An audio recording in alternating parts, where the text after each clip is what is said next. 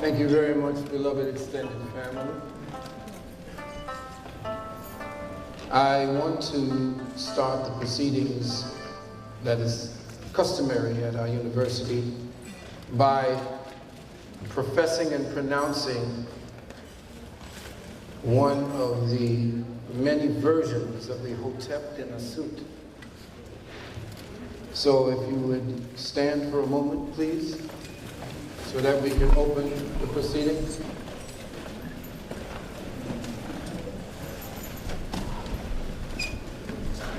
Hotep Dinasut, Usir Impu, Disanu, Burkaru, Katau, Kahunkatu, Kakao, Kaapadu, Kaseshu, Makunkitu, Kaket Nabet Nafr Wabet, Maat Unk Najurin, in Ka and Aku and Makiyu.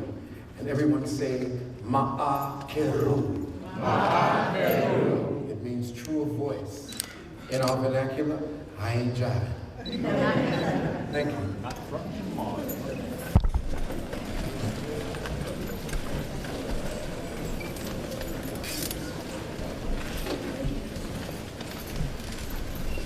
Supreme thanks and praises to the one most high, omniscient creator, the source of all sources, in existence and non-existence. Unrelenting love and thanks to my immediate family who share this incarnational cycle with me, my father and mother, may they rest in peace and power. My children, Shamika, Amen-Ra, and Kai Tehran, and their beautiful mothers, Charlene and Gail, and to my grandchildren, Sahai and Issa.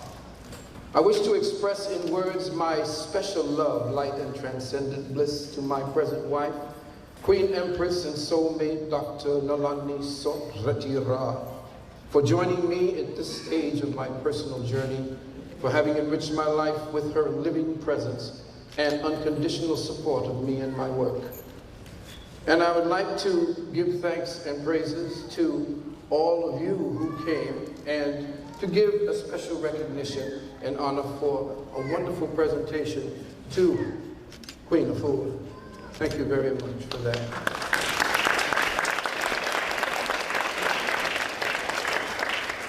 I'm going to try to do our best to stay within context. I know that I have given you the name of a specific lecture that I wish to do, but during the time that I was preparing it, and it's all prepared, that particular name, something else came up, something very drastic.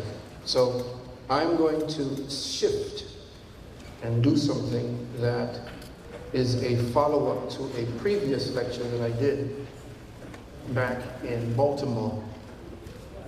Beloved brothers and sisters, we should all know by now that we are all unwilling participants in a war being prosecuted for the domination, subjugation, and parasitic possession of human biospiritual energies, as well as planetary resources. Our thought patterns are not only being monitored, but synthetically modified and manipulated within algorithmically constructed neurological energy patterns that were specifically designed to induce the collective intelligence index of our autochthonous peoples to spiral downward into progressively lower frequency bands of consciousness. Biodisruptive frequency technologies have been set up globally to distort and disrupt humanity's higher access to cosmic self-awareness. The first stages of the strategy to undermine and possess the human mind and soul has been to separate us from the empathic frequencies of nature, to estrange us from the psychosymmetric algorithms of life, and communicate us or discommunicate us through our higher instincts, which then give birth to natural thinking, symmetric reasoning, and natural behavior. All this they have accomplished through tactical implantation of synthetic memes. That's a word that has just been introduced into the social lexicon, the meme. Well, they have accomplished this through the tactical implementation and implantation of synthetic memes, using the algorithmically constructed news broadcasts of multimedia to coordinate and control the behavioral reflexes of the masses. In essence, weaving a pathological perceptual construct of algorithmically coordinated paradigms of self-regulating mind control. With diabolical efficiency, they have disrupted and co-opted the flow of organic continuity. Think about that. There is no natural synchronicity anymore. Everything you think is happening moment by moment has been artificially structured, and you are following an artificial pattern of behavior that you are synchronized with.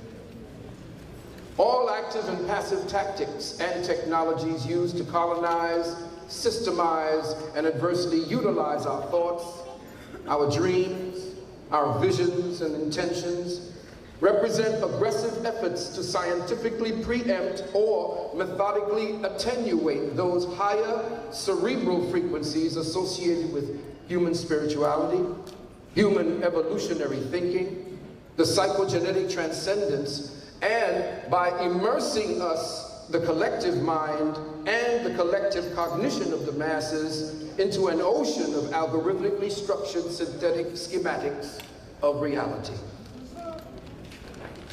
Today, I wish to explore with you one of these patterns, an algorithmically coordinated pattern of political deception that, when finally discovered, may have devastating consequences for peoples of African descent here in America. A program algorithm uploaded into the Psychosocial Index of America back in 2008. Now,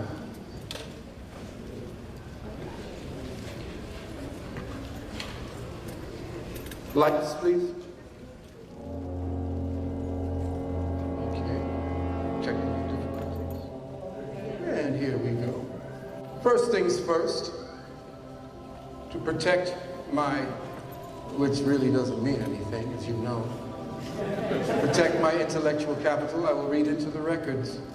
This private lecture seminar entitled Decrypting the Asymmetric Algorithms of Psychopolitical Warfare, the spook who got in, or including all words, intellectual concepts, context, and precepts in both audio and visual forms, are limited to the sole use of Dr. Phil Valentine and host representatives of King Simon Productions and the intended recipient participants of this lecture seminar dated 16 June 2013 AD, and contains privileged, proprietary, and confidential information that is not for sale, display, or representation except by the first two parties aforementioned. Any and all political, private, or public entities, federal, state, or local corporate governments, municipalities, international organizations, corporations, agents, investigators, informants, or bystanders, et al., and or third parties working in collusion with above agencies to collect information by monitoring this presentation.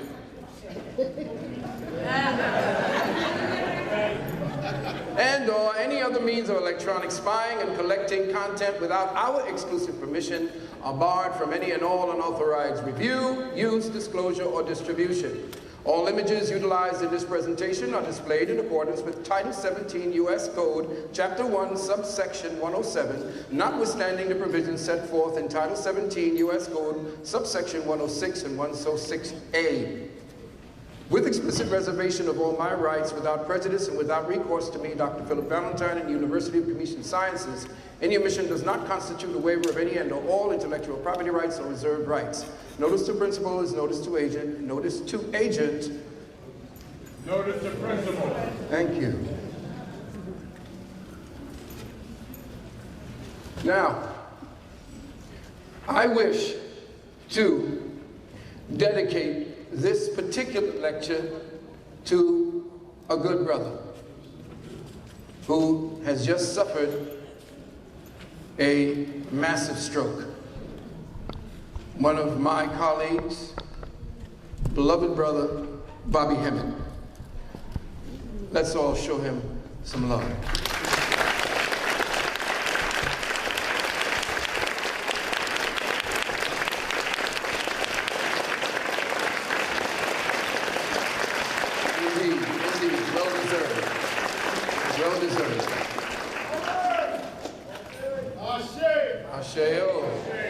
Our good brother, we're sending good energies to him. His love offering, his love gift, his love, I forgot what it's called, was up to $26,000. Now you need to give yourselves a hand for that.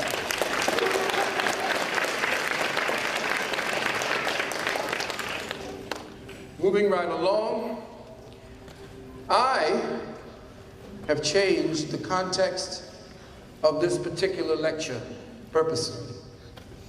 And you all have been requesting that I do the black news for a long time. And I have not. Everybody said, when are you going to do the black news? Well, I thought I have been. All the crap that we've been going through and everything that I've been showing you up on the screen, that is the black news. But I said, well, let me specifically put that down. Well, the black news is going to be one where we are going to investigate what it is that I had put out as a conjecture a while back. So, we're going to get into the energy itself. The first thing we're going to overstand and understand is the art of war. Now, in the art of war, anybody heard the art of war? Sisters and brothers, we are familiar with the art of war. Well, that is exactly what's being conducted upon us. And we do not take this book very seriously. So I'm going to show you how they manipulated this book and manipulated the rest of America and the world and did what they did to change the paradigm and change it in such a way as to endanger each and every one of us on this planet. It's already started.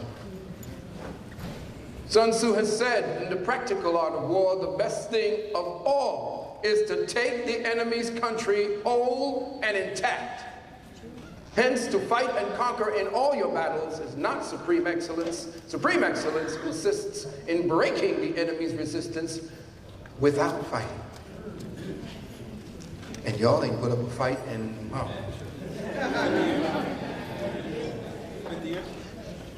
You see where I'm going? Oh, it's going to get better.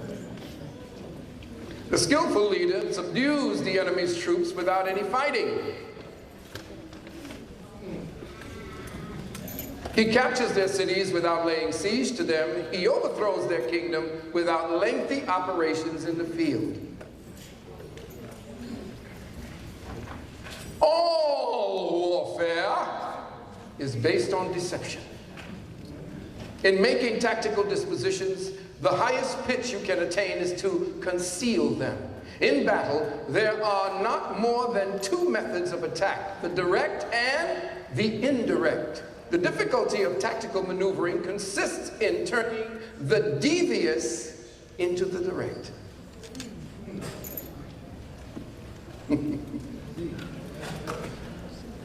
Attack where he is unprepared.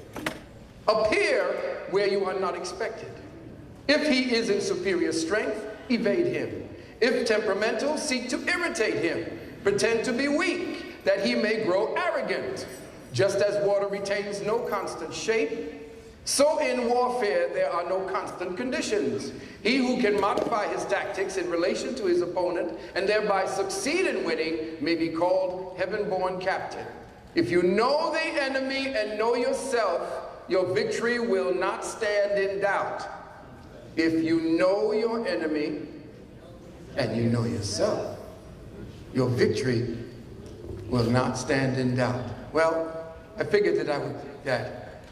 Remember this particular title that was being broadcast for the last month and a half or two? This was the original title of this lecture. Decrypting the Asymmetric Algorithms of Psychospiritual Warfare, Part 1, the electromagnetic induction of synthetic consciousness algorithms for the purpose of manipulating intent.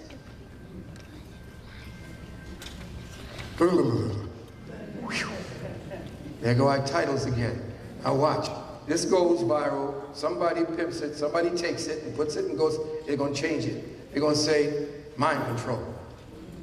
And then somebody going to come and say, you did a thing on mind control about warfare. I never did that. Reason why I do these is because these titles give you a synopsis of the entire lecture so that you can understand and understand what it is that you are going to be getting into. But with that, I found that as a result I had to change it. I had to create something very quickly because of the times, calling it decrypting the asymmetric algorithms of psychopolitical warfare. Because I already did the psycho-spiritual thing, it would be a redundancy, wouldn't it? But let me show you what has been going on underneath the layer of BS that we've been getting. You will see. Now, the subtitle of this was one of my favorite titles, The Spook Who Got In the Door.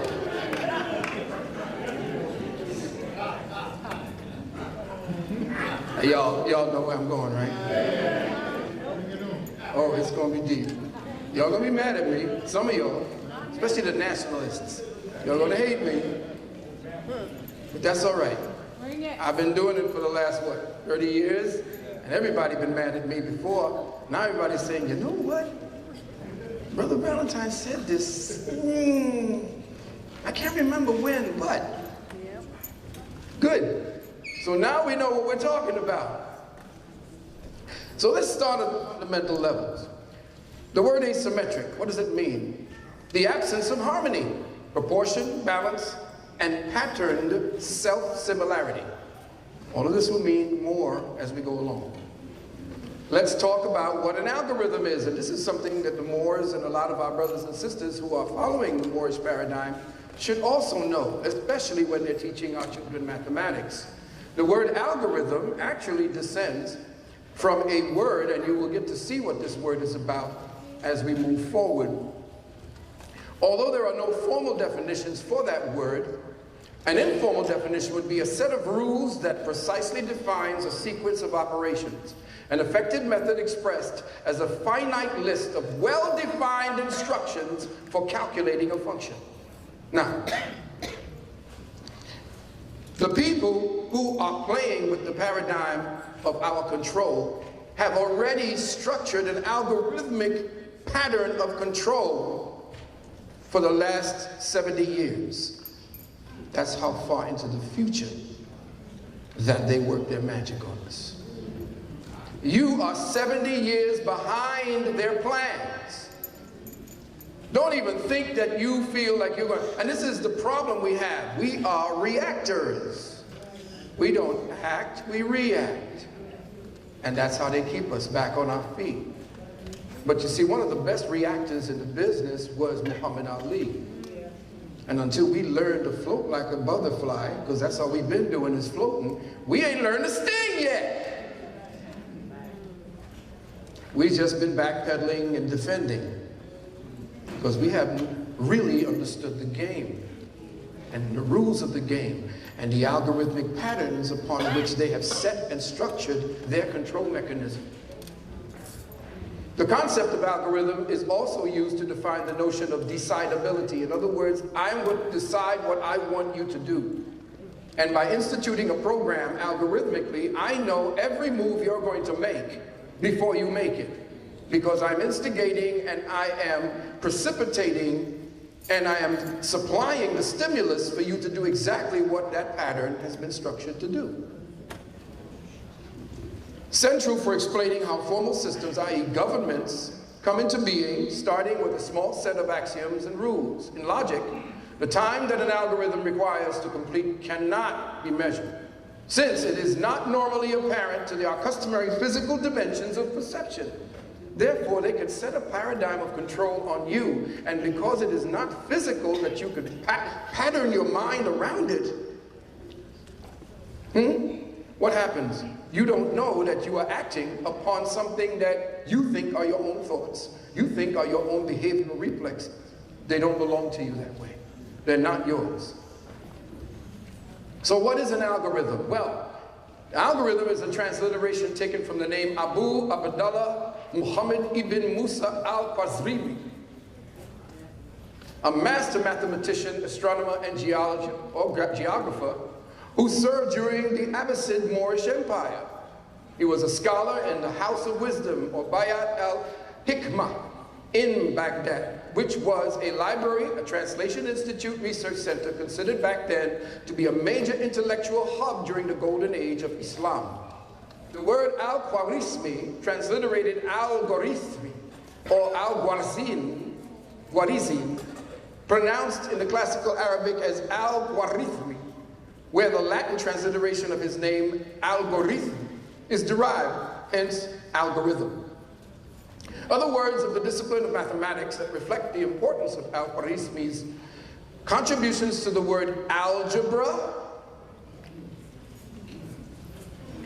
You did it all. Algebra, derived from al-Jabr, one of the two operative techniques he used to solve what are known as quadratic equations.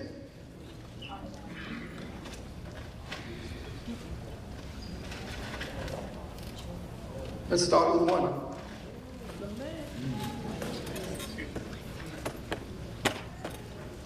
Interesting how we have not been more vociferous about this thing here, about what happened. And remember, I told everyone that this would happen. Back in the day, I warned that they did not protect this brother.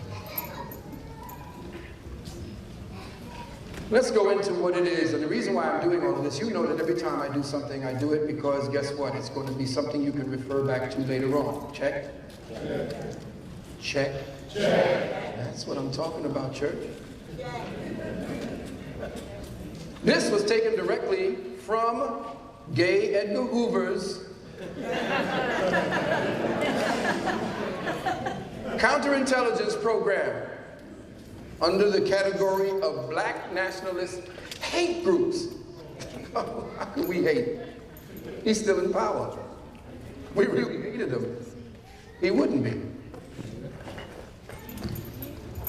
The purpose of this new counterintelligence endeavor is to expose, disrupt, misdirect, discredit, or otherwise neutralize the activities of black nationalist hate-type organizations and groupings, their leadership, spokesmen, membership, and supporters, and to counter their propensity for violence and civil disorder.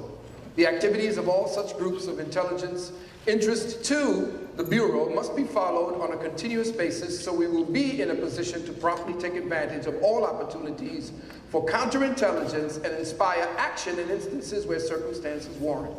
Efforts of the various groups to consolidate their forces or to recruit new or youthful adherents must be frustrated. No opportunity should be missed to exploit through counterintelligence techniques the organizational and personal conflicts of the leaderships of the groups, and where possible, an effort should be made to capitalize upon existing conflicts between competing black nationalist organizations. When an opportunity is apparent to disrupt or neutralize black nationalists, hate-type organizations through the cooperation of established local news contacts, or through such contact with sources available to the seat of government in every instance, careful attention should be given to the proposal to ensure that the targeted group or individual is disrupted, ridiculed, or discredited through the publicity not merely publicized. You are also cautioned that the nature of this new endeavor should be that under no circumstances should the existence of the program be made known outside the Bureau, and appropriate within-office security should be afforded to sensitive operations and techniques considered under the program. What is all this saying? That COINTELPRO never left the scene. Watch. For maximum effectiveness of counterintelligence and to prevent wasted effort, long-range goals must be set. 1, prevent the coalition of black militant nationalist groups. In unity, there is strength. Even the enemy knows. A truism that is no less valid for all its triteness. An effective coalition of black nationalist groups might be the first step towards a real Mau Mau in America, the beginning of a true black revolution. Prevent the rise of a Messiah who could unify and electrify the militant black nationalist movement. Malcolm X might have been such a messiah. He is the martyr of the movement today. Martin Luther King, Stokely Carmichael, and Elijah Muhammad all aspire to this position. Elijah Muhammad is no less of a threat since of his age. King could be a very real contender for this position should he abandon his supposed obedience to white liberal doctrine.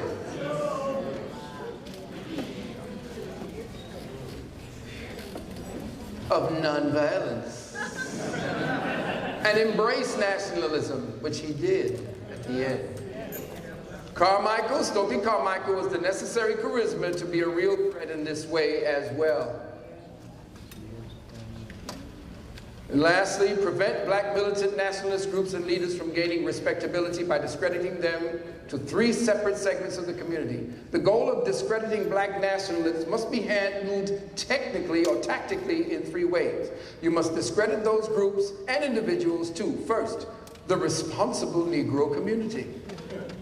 Second, they must be discredited to the white community, both the responsible community and to liberals who have vestiges of sympathy for the black nationalists simply because they are Negroes.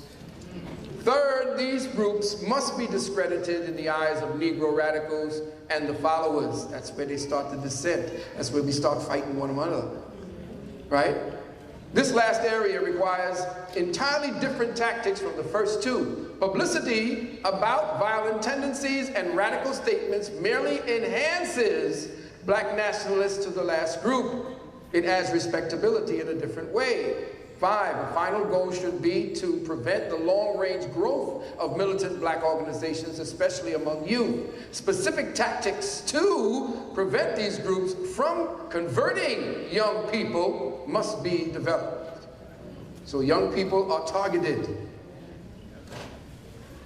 Primary targets of this counterintelligence program, and I can go through it: Student Nonviolent Coordinating Committee, Southern Christian Leadership Conference, Revolutionary Action Movement, Nation of Islam.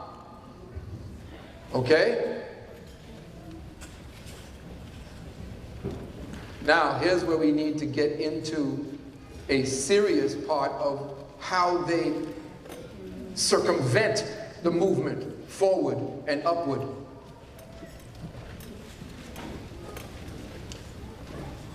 My girl, bad girl. Yeah, that's all right. You can give it to her. Go ahead and give it up.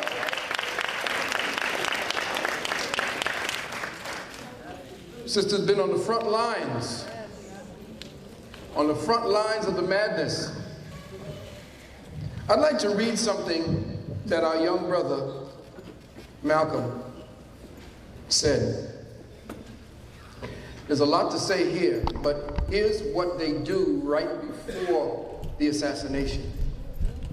I sincerely appreciate the care and concern of the people over my well-being after Press TV's report of the most recent events which have transpired regarding the FBI's harassment of me.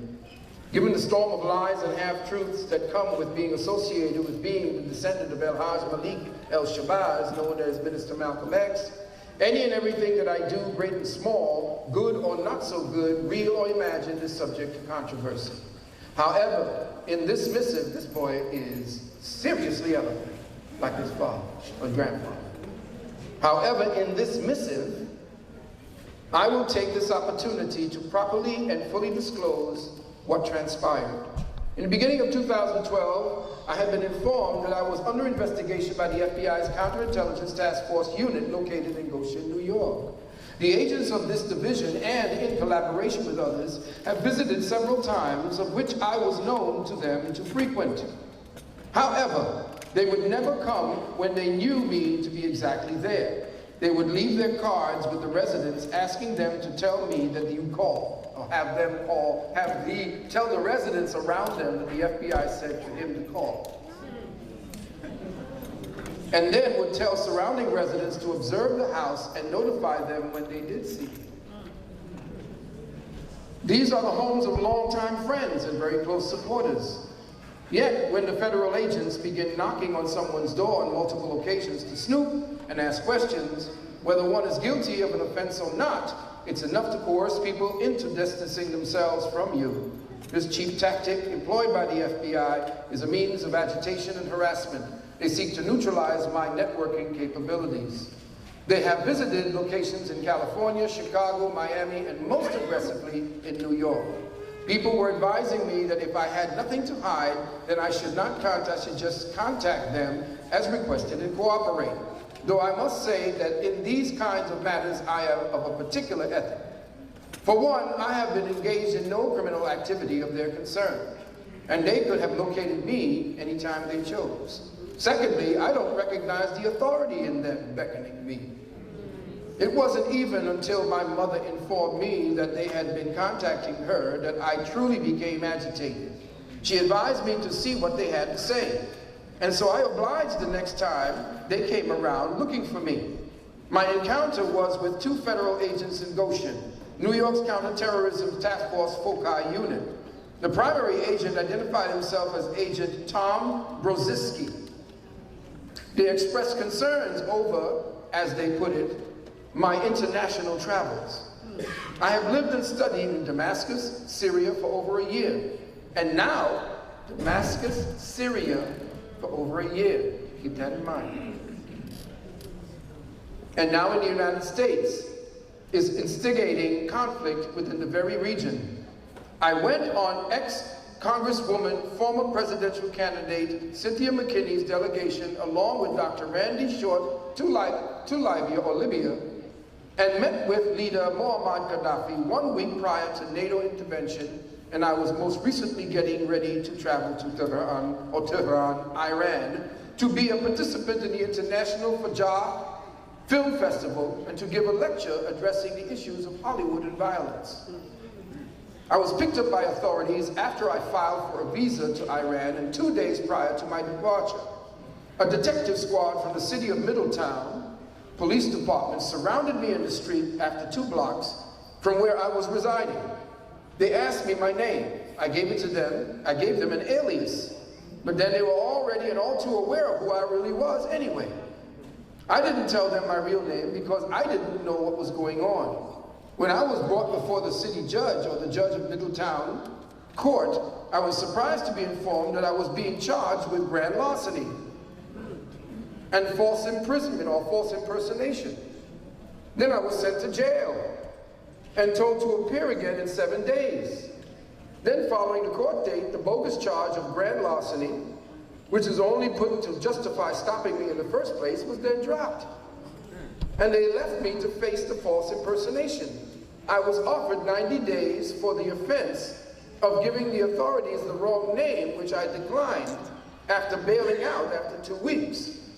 When I was being held within the belly of the beast on trumped-up charges, to my rescue came the journalist at Press TV based in Iran.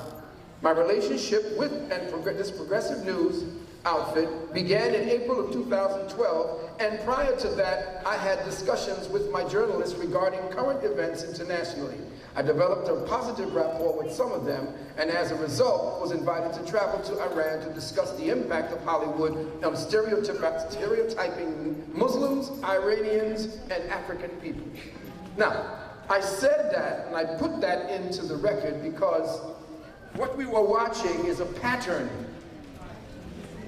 of harassment that essentially is given or is imploded or imposed upon people who they want to destroy.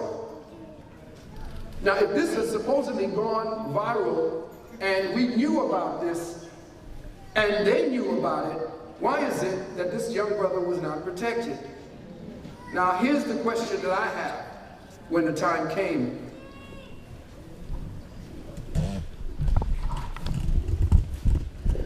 As is to his assassination, the most authoritative account so far comes from Miguel Suarez, who's been described as a person who organized Mexican workers in the United States and was expelled from the United States in April. Suarez reportedly told the Associated Press that he was with Malcolm Shabazz when he was killed.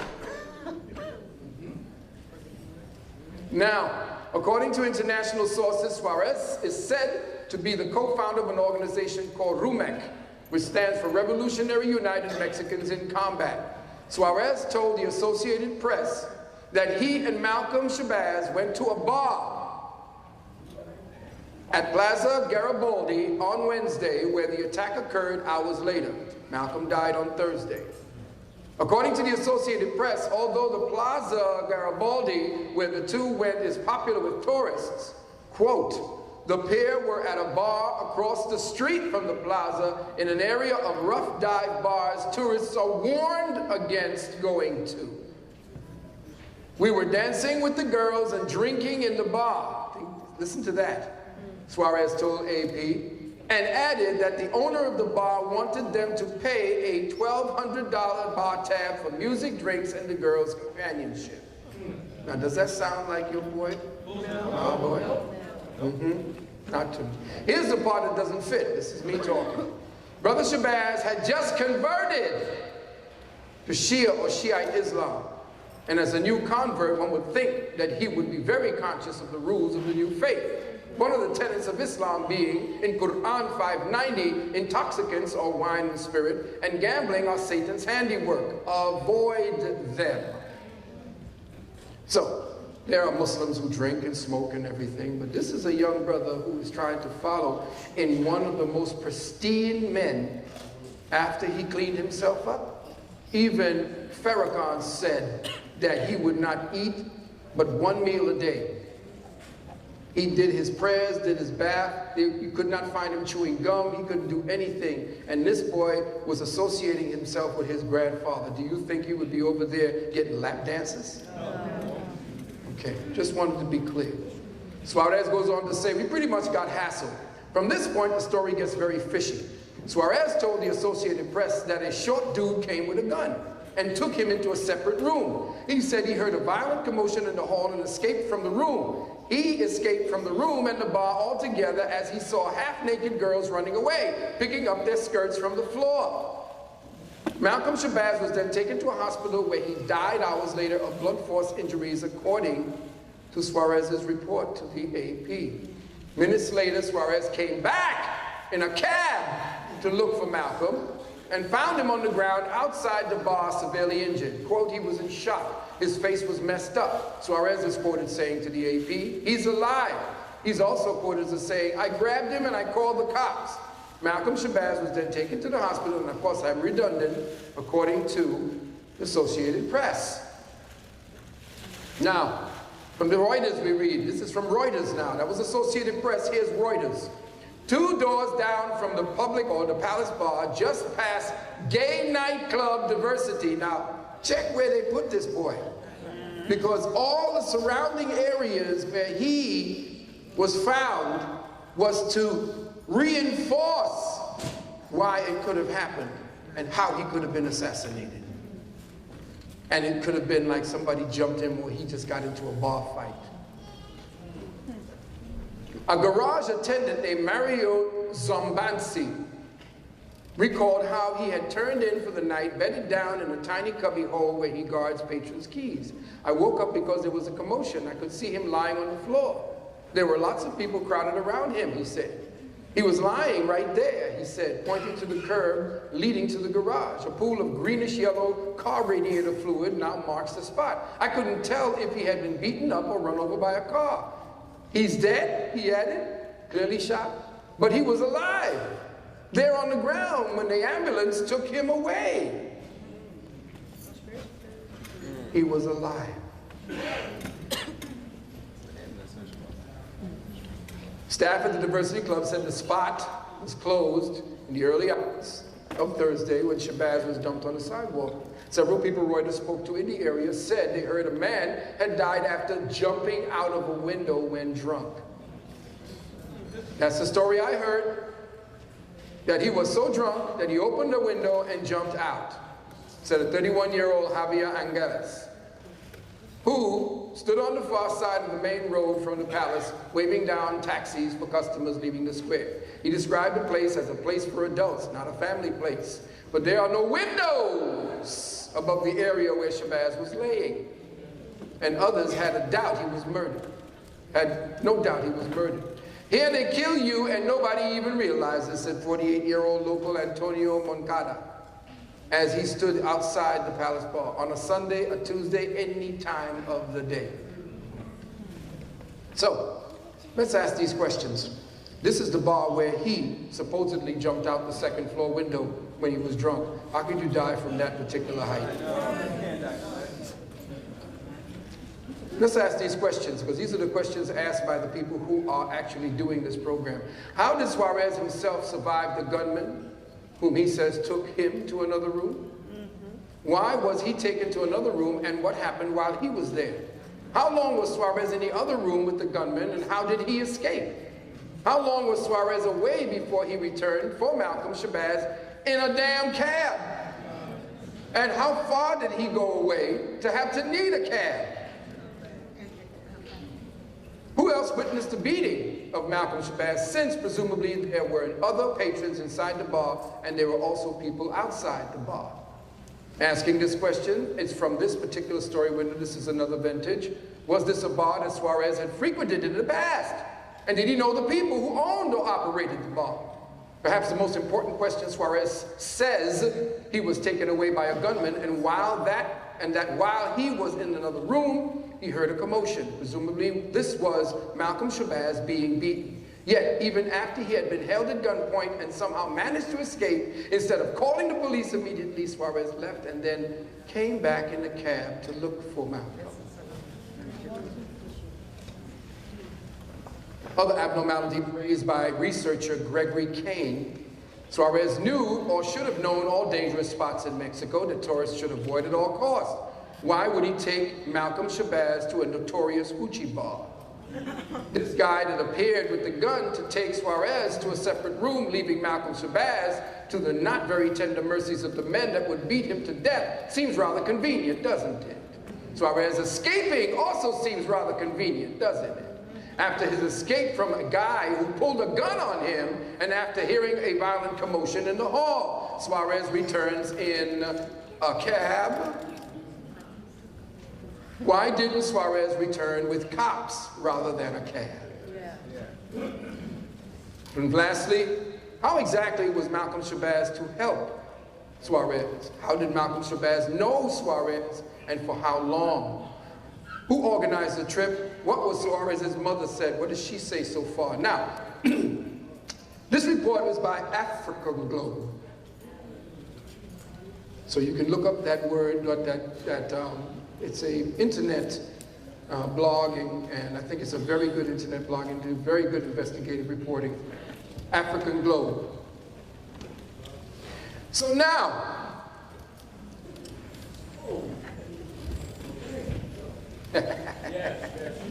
this is all pre-living. I haven't even got to meet it yet. This is hors d'oeuvres. Leading you to some hopefully interesting things for you to do when you get home. Do more investigation. Infiltration. We remember this man. This man said, "We are opposed around the world by a monolithic and ruthless conspiracy that relies on covert means for expanding its sphere of influence, on infiltration instead of invasion, on subversion instead of elections, on intimidation instead of free choice, on guerrillas by night instead of armies by day. It is a system which has conscripted vast human and material resources into the building of a tightly knit, highly efficient machine that combines military, diplomatic, intelligence, economic, scientific, and political operations." Keep that in mind. Let's go to the Protocols of Zion and read what they have to say about infiltration.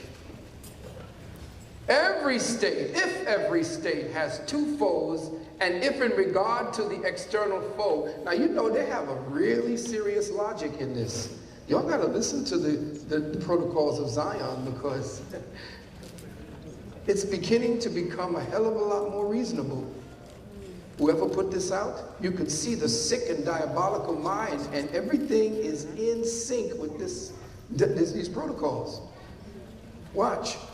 There are two foes, has two foes if in regard to the external foe, It is allowed and not considered immoral to use every manner and art of conflict, as for example, to keep the enemy in ignorance of plans of attack and defense, to attack him by night or in superior numbers. Then, in what way can be the same means in regards to a worse foe, the destroyer of a structure of society and the commonwealth, be called immoral and not permissible?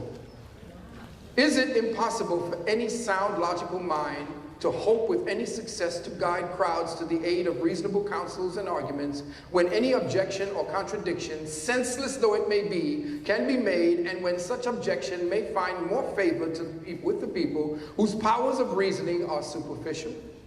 Men in masses and the men of the masses, being guided solely by petty passions, paltry beliefs, traditions, and sentimental theorems, fall prey to party dissensions, which hinders any kind of agreement, even on the basis of a perfectly reasonable argument. I concur. Every resolution of a crowd depends upon a chance or packed majority, which, in its ignorance of political secrets, puts forth some ridiculous resolution that lays in the administration a seed of anarchy. Is that the Moors of today? We are so damn scattered. Everybody's bickering because they think they have the #1 Moorish paradigm. Everybody has a church of this, and I'm this, I have the legitimate this. And they told you that it's in power is in unity. And we try to get the heads of these different Moorish organizations together. Yeah, you can come at me and get big pissed off with me because I have listened to each and every one of your organizations. And I am putting it out here today that you all are weaker with the very knowledge that you are supposed to have gained strength by. Because you have not yet knitted it together and put aside your petty egotistical grievances about who should lead what. It's nonsense. You want a Moorish empire to rise again? Then get your shit together.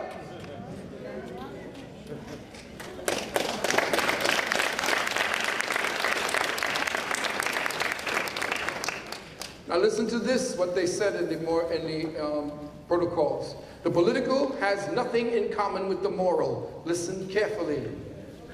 The political has nothing in common with the moral.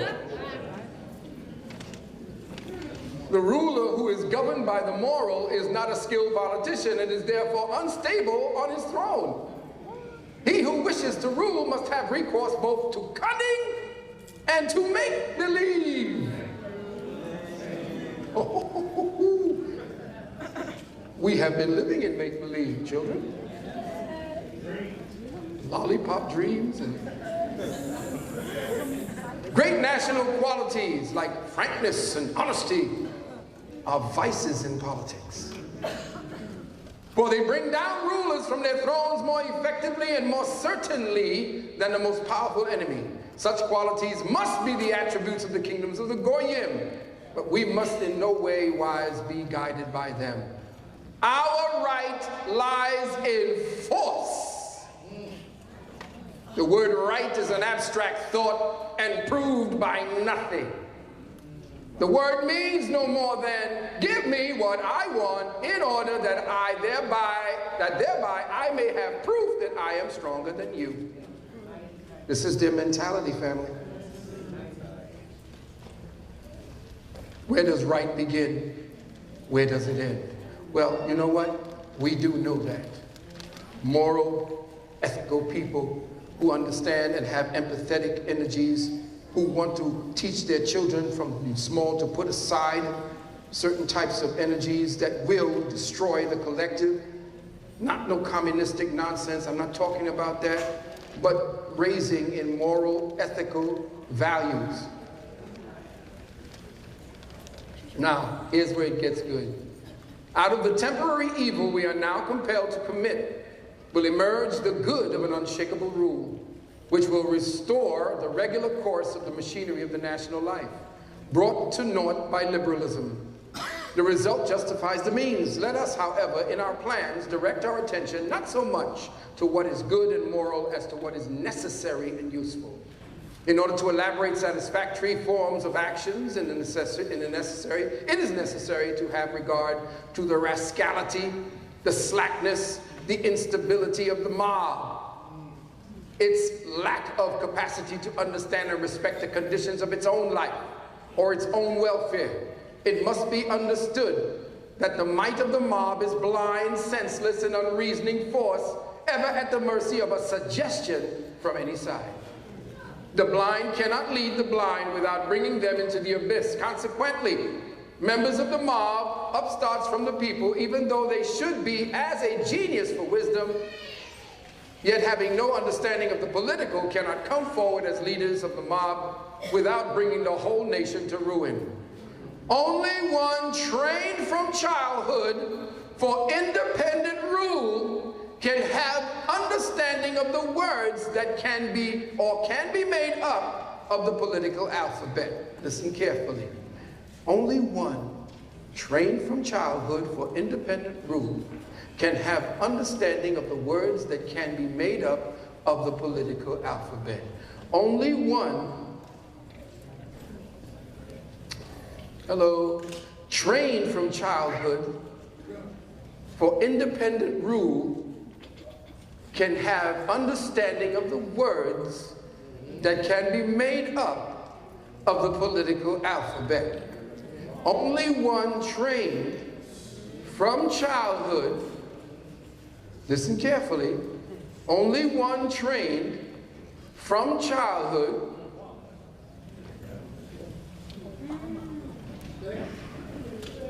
for independent rule can have understanding of the words that can be made up of the political alphabet. Only one trained from childhood for independent rule can have understanding of the words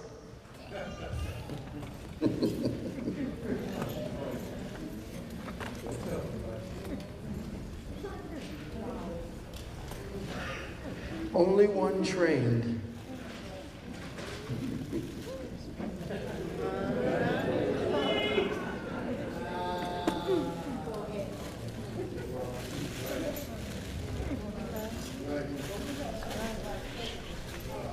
we're not going there, sister, because this is nothing like that. Barry minus Barry, plus or minus Barry minus Barry, divided by Fn, you will find out what that equation means later on, equals Barak. Why am I doing this? Well, it'll come out. Ladies and gentlemen, we are going to find out a little more about what's going on in your country underneath the surface. But I thought this particular saying would make a lot more sense because it means a lot, having been said by someone who existed back in 63, 64? Sneer not at the nigger, for today it is in him we must find our Lord, and in serving him we serve the Church of God. This was Orestes Brownson. Statement made after the New York draft riots in 1863. Sneer not at the nigger. Sneer not at the nigger. Ladies and gentlemen, who is Barack Hussein Obama?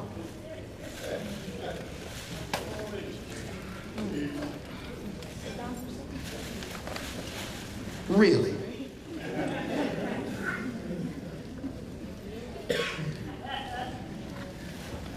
Okay. In the practical art of war, the best thing of all is to take a country or enemy's country whole and intact. All warfare is based on deception. In making tactical dispositions, the highest pitch you can attain is to conceal them. In battle, there are not more than two methods of attack, the direct and the indirect. The difficulty of tactical maneuvering consists in turning the devious into the direct. Attack where he is unprepared. Appear where you are not expected. He who can modify his tactics in relation to his opponent and thereby succeed in winning may be called a heaven-born captain or president. If you know the enemy and know yourself, your victory will not stand in doubt. Barack Hussein Obama and all places, personalities, and circumstances associated with this name is an algorithm of infiltration. Constructed some 50 years ago, then implemented with tactical precision in 2005. However, schematic anomalies and sequential inconsistencies in the algorithm have exposed serious flaws in its inherent design.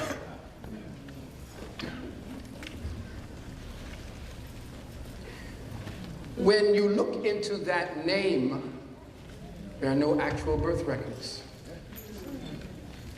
no actual marriage document for the parents of a Barack Obama the second. No actual divorce decree for the parents, no actual school records, no actual family photos, no legitimate selective service application, no actual passports.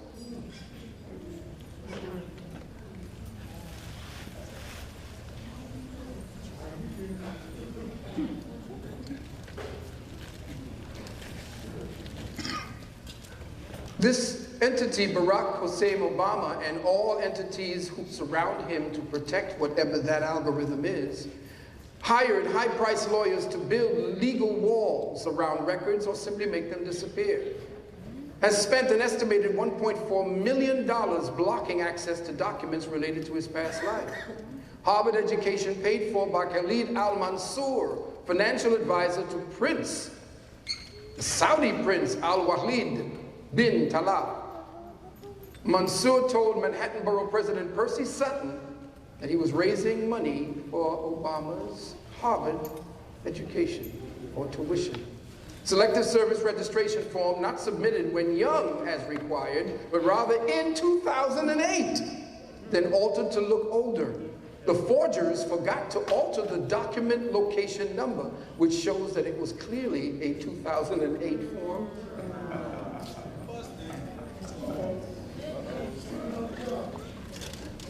The first inauguration of Barack Obama as the 44th President of the United States took place on Tuesday, January the 20th, 2009. Just 6 days later, he wrote his first executive order. 6 days? And you're writing an executive order. Presidential Documents 4669, Federal Registry, Volume 4774, Number 15, January 2009, Title 3, the President Executive Order 13489 of January 21, 2009, President Records, by the authority vested in me as President, by the Constitution and the laws of the President of the United States of America, and in order to establish policies and procedures governing the assertion of executive privilege by incumbent and former presidents in connection with the release of presidential records. He put this in. No others, but he did. Okay. Some of what it says is, G, and I went down the list when I found it, G, a substantial question of executive privilege exists if NARA's disclosure of presidential records might impair national security, including the conduct of foreign relations, law enforcement, or the debilitative process of the executive branch. Notice of intent to disclose presidential records in Section 2, when the archivist provides notice to an incumbent and the former presidents of his intent to disclose presidential records pursuant to Section 1270.46 of the NARA regulations, the archivist, using any guidelines provided by the incumbent. In other words, you do what I say, not the law. This is the presidential override. Okay, where he now invokes executive privilege.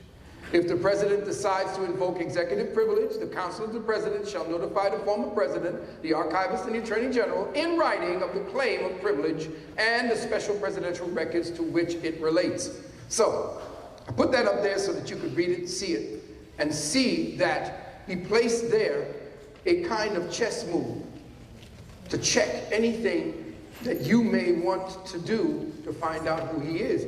And guess what? These white folks want to know just who the hell he is. And that's going to have some serious repercussions on us later on. And that's why I'm leading up to this. So you can know why, if you start getting shot at by somebody with Confederate flags. So as a result, you begin to wonder why it is over 150,000 of our people have disappeared, young kids. We don't get that in the news. Only when Becky disappears do we hear about it for yet 3 or 4 months. So, as a result of this presidential order, Occidental College records sealed, Columbia records sealed, Columbia thesis paper sealed, Harvard College records sealed, selective service sealed, medical records sealed, Illinois State Senate schedule sealed, Illinois State Senate record sealed, law practice client list sealed, certified copy of original birth certificate sealed, signed embossed certification of live birth sealed.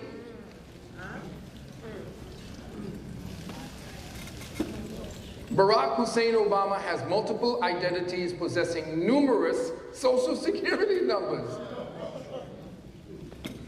Orly Tates, an attorney who has filed numerous suits against Obama on his eligibility, was the first to discover this, representing a number of military officers who refused to serve under an ineligible commander-in-chief. She hired private investigator Neil Sankey to conduct research on Obama's prior addresses and social security number using Intellius, LexisNexis, ChoicePoint, and other public records. Sankey found some 25 social security numbers connected to Obama's name. Now, I asked the question, if these knuckle-dragging cave maggots can find all this shit out, why in hell's toilet they can't find out that you built the fucking pyramids?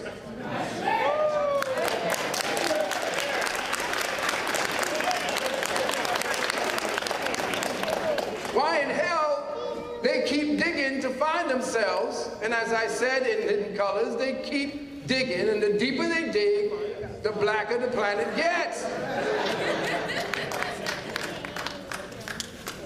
But they have micromanaged, they have gotten their telescopes and microscopes and went up the orifices, everybody, to look for evidence of just who this black man is. And they are coming out with all kinds of things, as you will see. Deep. They can find what they want to find. But they can't find you anywhere on the cave walls, I mean, on the pyramid walls. They know you ain't on the cave walls, but they look for you and they say, no, no, that can't be them on the pyramid walls.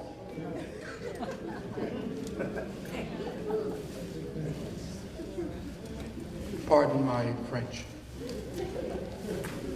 In his home state of Illinois, Sankey tracked down 16 different addresses for Barack Obama, or Barack H. Obama, all of which were addresses he was known to have lived at. 2 social security numbers appear for these addresses, one beginning with 042 and the other starting 364. In California, where Obama attended Occidental College, there are 6 addresses listed for him, all within easy driving distance of the college. However, there are 3 social security numbers connected to these addresses, 537 and 2 others starting with 999?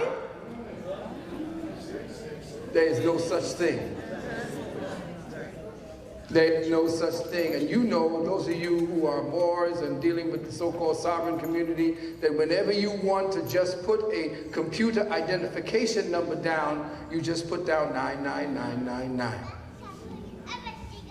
That's when you don't want to know them to know who you are, or you want to maintain anonymity. All told, there are 49 addresses and 16 different social security numbers listed for a person whose name is spelled Barack Obama. In some cases, the middle initial H is listed. The one social security number Obama most frequently used, beginning with the number 042, was the number issued in Connecticut sometime during 1976 and 1977. Yet there is no record of Obama ever living or working in Connecticut. In fact, during this time period, Obama is 15 to 16 years old and supposedly living in Hawaii at the time.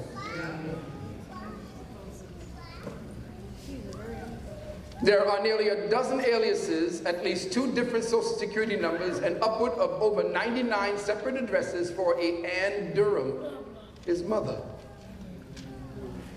His grandmother, Madeline Dunham, was a volunteer at the Oahu Circuit Court Probate Department and had access to the social security numbers of dead people. Ooh. Ooh. And you can write a story around this and make a movie. It gets deeper. This, when people were asking, they called people who wanted his birth certificate birthers, the birthers. So they said, give us your birth certificate. So Obama said, and his boy said, here is my birth certificate, now get over it. But you know these devils ain't gonna say that. They say, okay, well you gave us something, let's see what you got. Let me take a look at what you gave us. That's it. Now, bogus. There is no authoritative or authentic paper record for the Barack Hussein Obama II on a birth certificate in Hawaii or any other state. There is no authentic record, paper or otherwise, of a name exchange for a Bari M. Shabazz or any interim identity to Barack Hussein Obama II. There is no Stanley Ann Durham. There was no Barack Hussein Obama II born to Stanley Ann or a Barack Obama Sr. There is no official seal.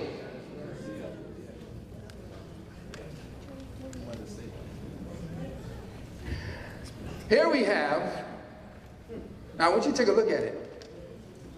This is the certificate of live birth. Check it out. Now I'm going to do something. Check the name. This is the evidence of the name of the signatory. This was supposedly signed by his mother. And the, I guess, ethnicity and the university where the mother was going and the ethnicity of the father. And I said, pay close attention to the writing 8761. Now, why am I doing that? Why am I asking you to pay attention to these little details on what they released? Okay? First of all, if you look at the lettering, there is a white haloing around the letters, which means it's a bogus document. It means it was put together. Look at the continuity of the lines. There's no continuity in the line, which means the breaking point that someone was actually splicing the lines together and didn't do a very good job. The noise, what they call inconsistencies of continuity in the line pattern below the numbers to the right, that document on the right has what is known as digital consistency. There is no haloing or line inconsistency in it. Wait a minute, who is that? Aris! Hold the presses. Y'all gotta get to know this brother. This was the man who introduced raw foods to New York and everywhere else on the planet. The raw food man, Sunfire. Don't forget, on the 15th of September, he'll be in Nicholas King Simon Productions. Oh, look at this boy, I'm telling you, it's something else. Gotta get it in there. Had to do that. This is old school. This is like, you know, definitely. No haloing in the line. You see there is consistency. Whatever it is that that document was created to do and for, you will see that document itself is real. That document, which is alleged to be Obama's certificate, is not. The certificate of live birth is not an official birth certificate mandated by or as federal law code. No green pattern background existed in 1961 or prior to the modern computer word processing programs of the 1990s. These green pattern backgrounds are the legal federal industry code for a certificate of live birth, never for an official birth certificate, which are usually black and white. but green or blue watermarks such as the state seal. The hospital where Obama was said to be born is identified as being located on the wrong Hawaiian island. Evidence of an editing mistake by the forgers. Obama's parents' homes remains located in the middle of a Hawaiian highway. Google it. Google the address of Obama's home, his parents' home, and you'll end up in the middle of the highway. Adobe Illustrator, back-engineered archives, and box editing on document presented officially by the White House as legitimate record of live birth for Obama or Barack Hussein Obama. Forensic mystery marks on Nordyke twins' birth certificate show up exactly on Obama's birth certificate. In other words, there was a set of twins born on the exact time frame. I'm just giving you this pieces right here. Researchers also discovered that a baby girl, Virginia Sanahara, was born on the same day as Obama and is claims to have been born, that he was claimed to have been born. However, she died one day after her birth. Aware of the controversy about Obama's birth and the coincident date of his sister's birth, when Virginia's brother Duncan requested a copy of Virginia's birth certificate, he was met with news that shook him. It had been reported in 2010 that DOH, Department of Health Director Loretta Fuddy, claimed that no records existed for Virginia Sanahara. Where had her birth record gone? Was her place in Hawaiian birth history commandeered to make room for Obama II? Now, I am parroting off of the research of, again, these Europeans and putting in my own commentary. And we are going to get a little bit more. These are the two birth certificates that they are now putting in question. The one for Susan and the one for Gretchen. Now, there are certain marks. The reason why I asked you to look at that, remember I showed you this one? Yeah. If you look at the forensics of the writing, it's the same. This is Obama's, but here's what I want you to look at. This is the file number, and all file numbers are supposed to be in sequence. Now, if you look at the date of Obama's birth, date of birth, August 4th, 1961. File number 151611061. Date of birth of the girls, August 5th, 1961. File number 151611067. Yeah. They were born after him, but had a lower number.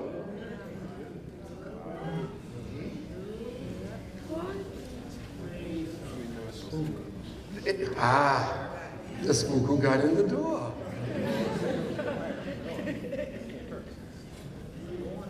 Oh, it gets better. This is me showing you so that those who are home, you home, can do your own forensics. There's the date of birth. There's the sequence.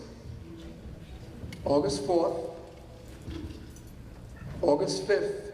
There it is. Check it out. Out of sequence.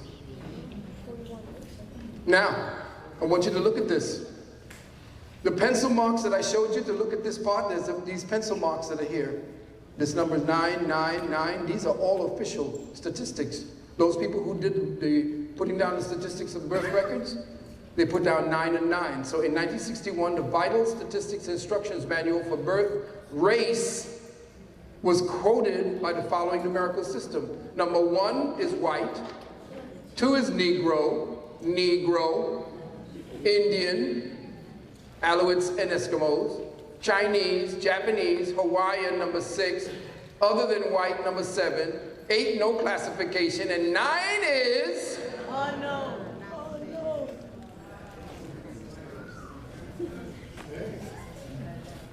The term African as a race or nationality identifier was not used in Hawaiian birth records till after 1989.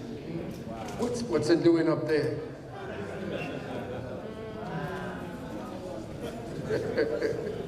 It was not used until 1989. This is 1961.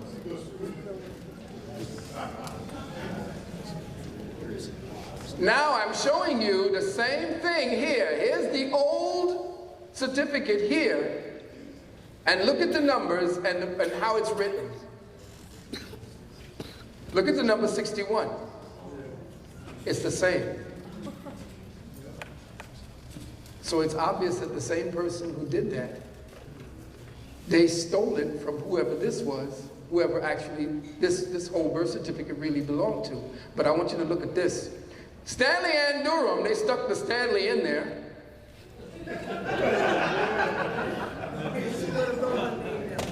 And Durham, Obama, Stanley and Durham, Obama, and look at the signature of the attendant and tell me that the same person who wrote, I just figured that one out. Look at the M. It's the same. Look at the D. It's the same.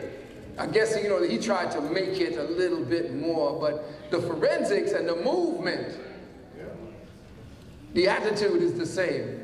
But I want you to take a look at the guy who is the state registrar. What's his name? Alpin. Yeah. But wait, do you notice something about his name? What do you see there?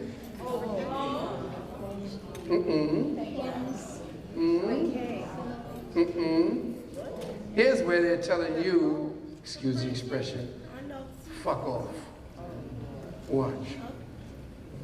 Look at his A. There's a little smiley face.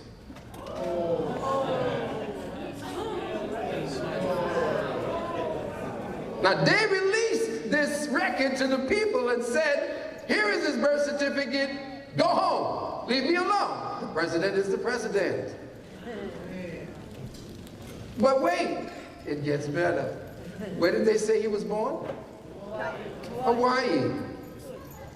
What is the instrument that they usually play? Ukulele. Oh, really? Well, let's look at the name of the...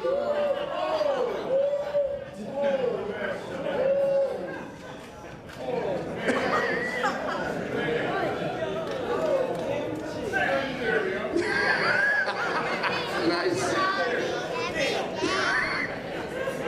Now, when I started looking into this,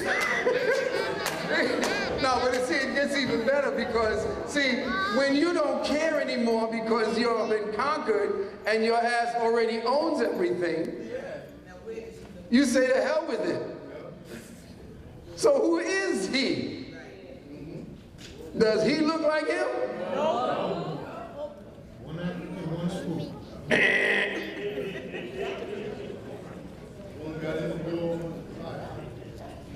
Some people say, and they've been for real with it, that he was the son of a communist pornographer and adult book writing man named Frank Marshall Davis. And he looks pretty good like him, doesn't he? He got his features and faces, look like him too a little bit. You know, he could go, I mean, hey, maybe, you know, what the hell? I mean, let's try him again. Let's try this again. Looks like him there, doesn't it? Oh, it could be Jay-Z, you're right. It could even be Jay-Z.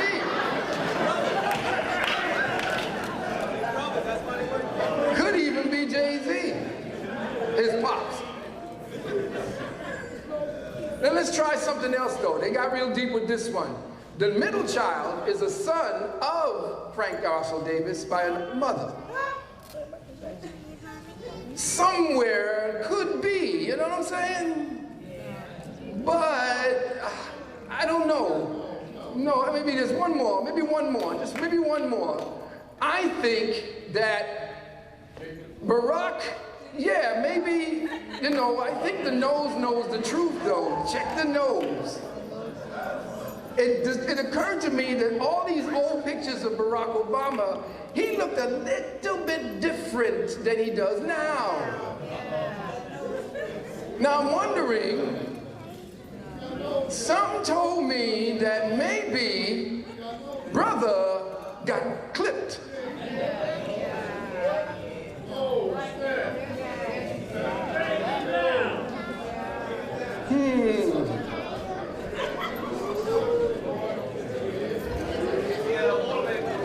I was waiting to see if you would moonwalk, and then, you know, there may be a connection after that, but then, whoa!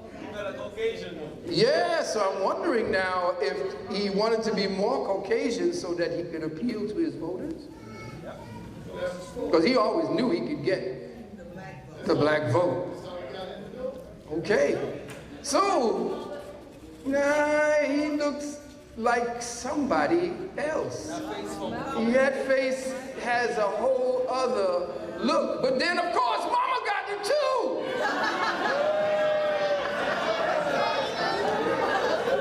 Say it ain't so.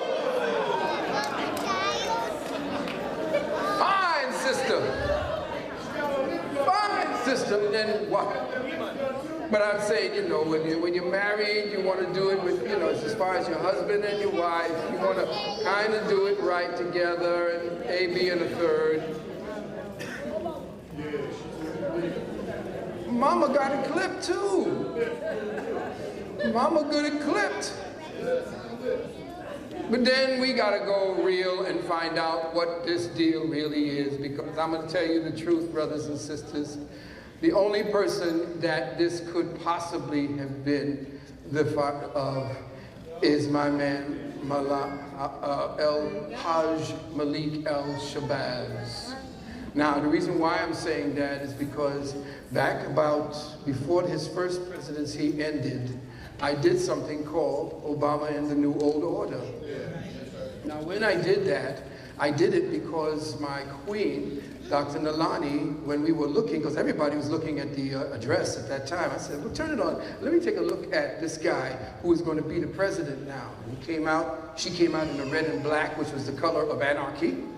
Most people didn't know. They said, well, does she look like the Black Widow? No, it was the color of anarchy they came out in.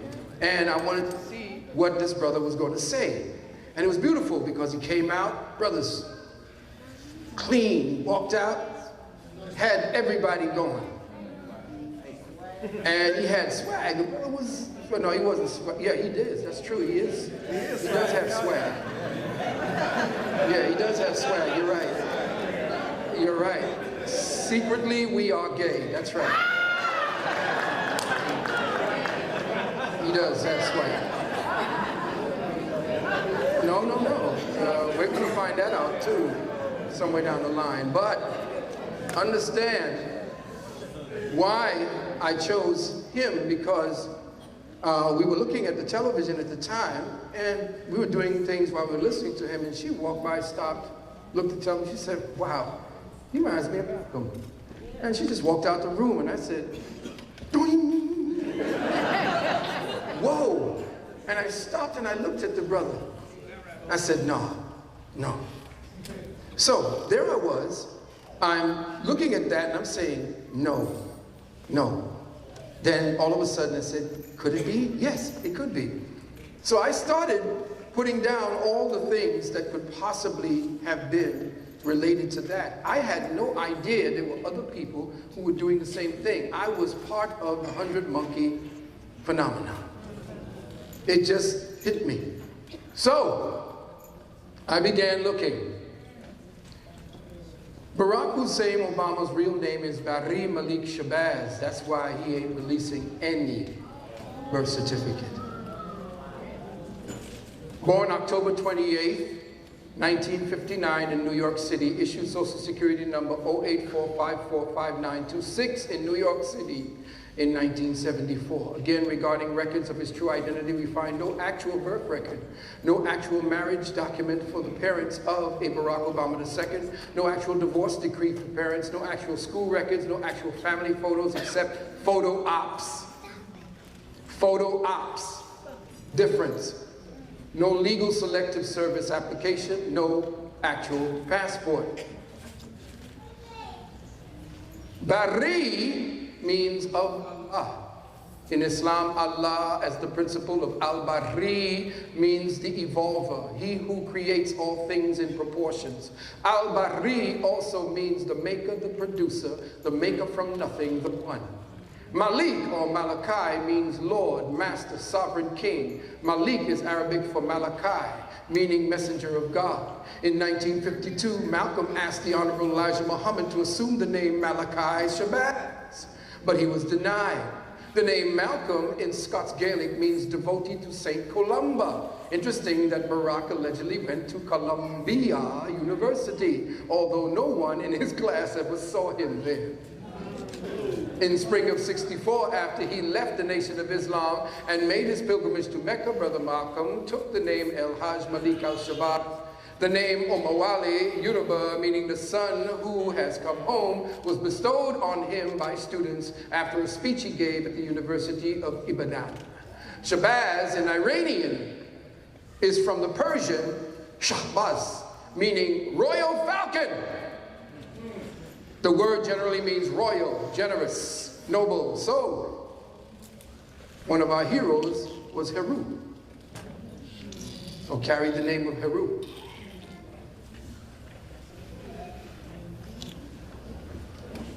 Now, the Muhammad Speaks newspaper dated April 1962 had a front page caption that read, more than 12,000 people on February 23rd gathered in Chicago's International Amphitheater to hear Messenger Elijah Muhammad speak on the future of the American so-called Negroes. Inside the newspaper, on page 18, Ann and what looks like baby Barack are placed just below to the left of a photo of Malcolm X with the caption, "The young listen."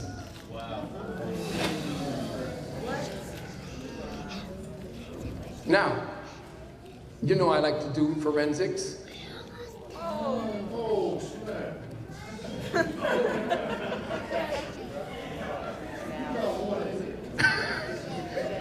Y'all want me to stop? No. Oh, okay, because it's going to get better. I thought that getting you into metaphysics and dealing with all kinds of super this and that, y'all heard all of that already, didn't you? Yeah, Dr. Valentine with that metaphysical. I thought y'all might want to know what's getting ready to happen tomorrow when they find out what you're finding out. The ramifications for black folks and what kind of trust America as whole with white folks is going to have in electing another one of us.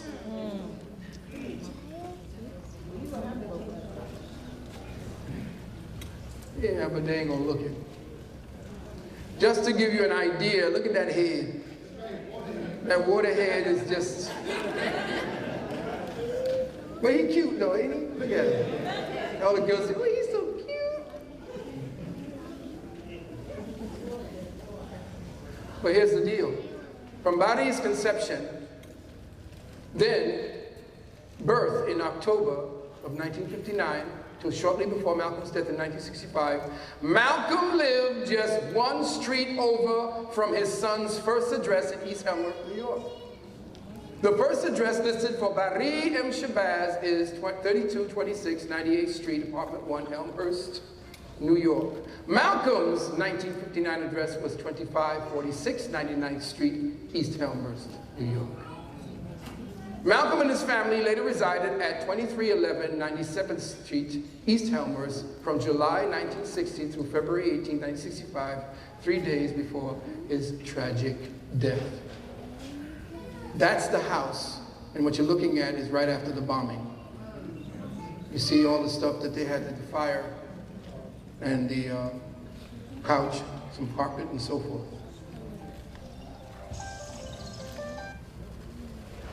So who is Barack Obama, really? Well, let's find out where he went, because if we don't know who he is, there has to be some kind of trail of where he has been. Where has he been? Well, you come to find out that Malcolm was brilliant strategist. He knew that if anybody found out that he had a son, remember he had all girls. He had all girls. Here he has a son. And you know the son is the one that, you know, sorry ladies, when the guy has a son, it's like he's looking at himself. He loves little daddy's little girl, but when he's got that son, he can now trace back himself. He looks at himself growing up. When I have my sons, I look at them and all the stuff they did is like looking at yourself. And then you guide him based on the love that you have for him and him reminding you so much of yourself. Well, Malcolm knew that this boy would be in danger, just like you now see his grandson was. So he had to do something. Well, it came to find out that Malcolm had gone over to trips in Indonesia. He's traveled all over. World leaders love Malcolm. But he had a special friend in Sukarno, the new Indonesian president who kicked the Dutch out of Indonesia. He was a fighter. And immediately, Malcolm and he established a wonderful friendship together. And he said to him, things are getting hot over here. I'm in danger. I know I'm going to die. I cannot have my son in peril. Would you take care of him? So the word is, and you have to understand now, I'm giving you information from a person called Martha Throwbridge.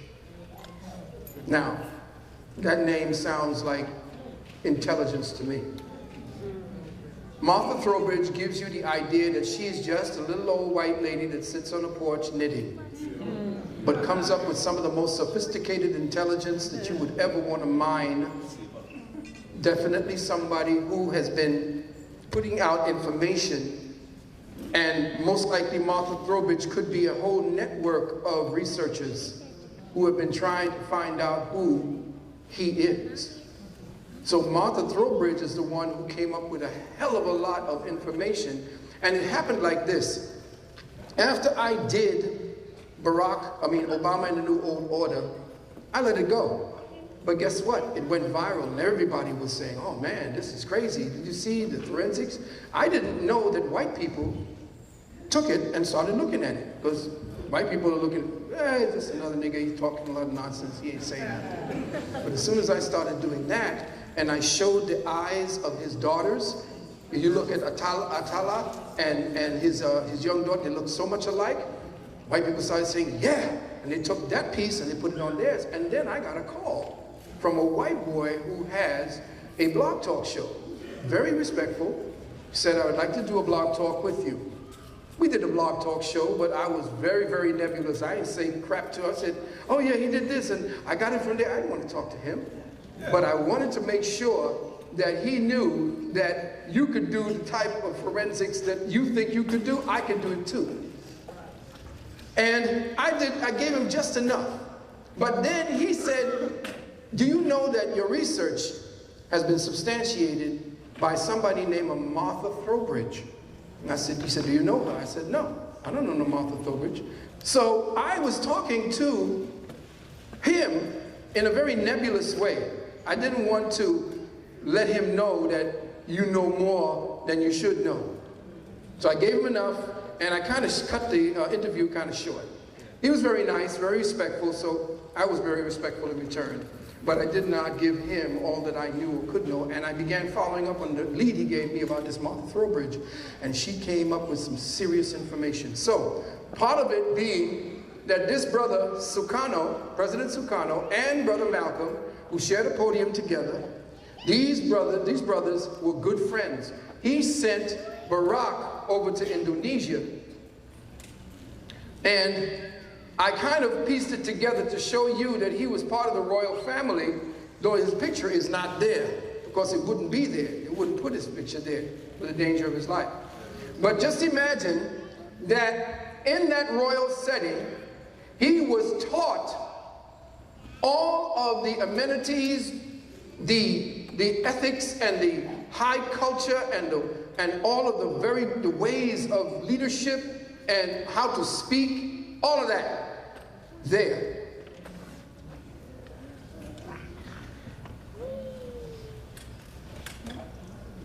Now, in August of 1994, at the age of 34, Barry M. Shabazz was reported to have died. From the Social Security Death Index database, Shabazz B.M., 28 October 1959 to August 1994. Look at the coding, V34PE, meaning non-specified, New York, that being his Social Security number. Now, it just so happens that on August 21st, 1994, the Illinois State Senate seat officially opened up. Mel Reynolds, the outgoing occupant who was just recently indicted, was ready to surrender his seat to one Alice Palmer, for whom Barack Obama was working at the time.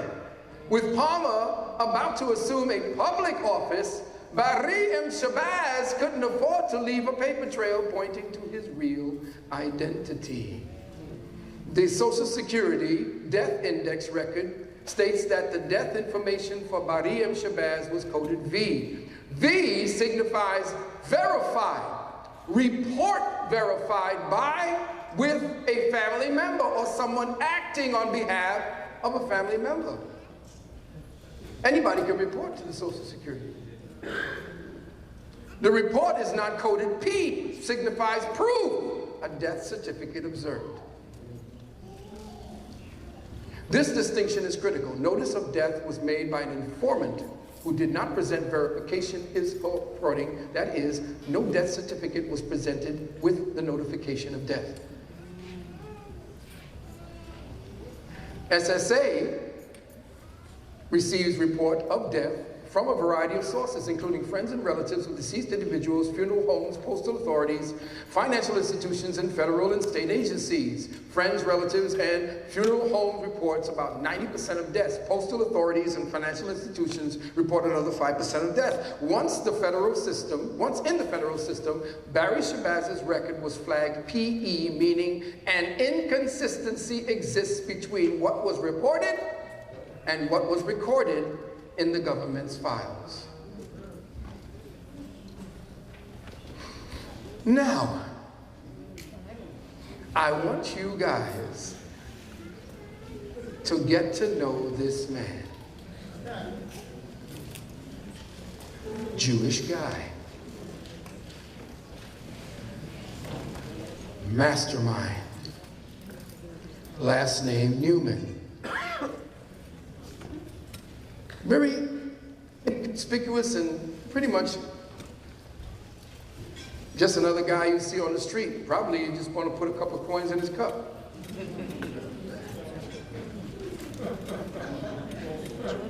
But this man is a doctor of philosophy from Stanford University. Marxist, Leninist, communist, founder, pioneer of the U.S. independent political movement, political tactician and power broker, founder of social therapy clinics nationwide, founder of the International Workers' Party, which had an office right across the street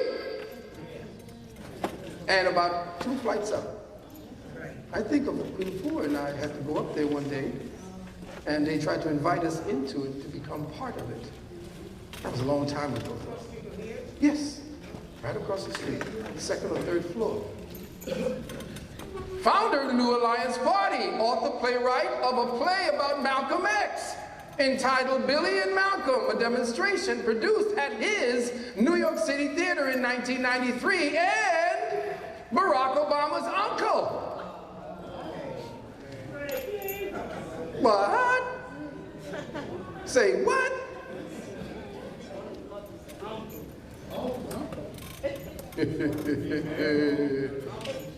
Fred Newman was the grandmaster of infiltration politics.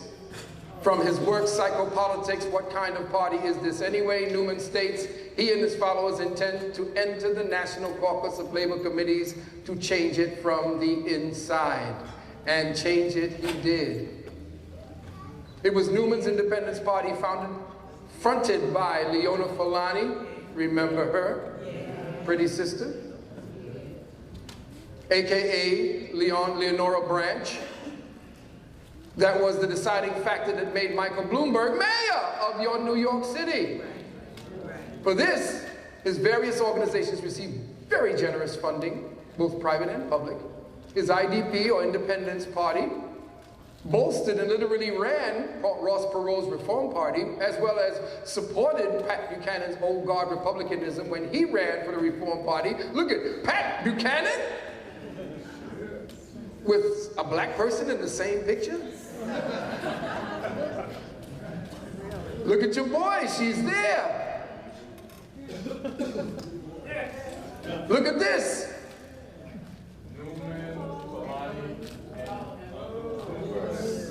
And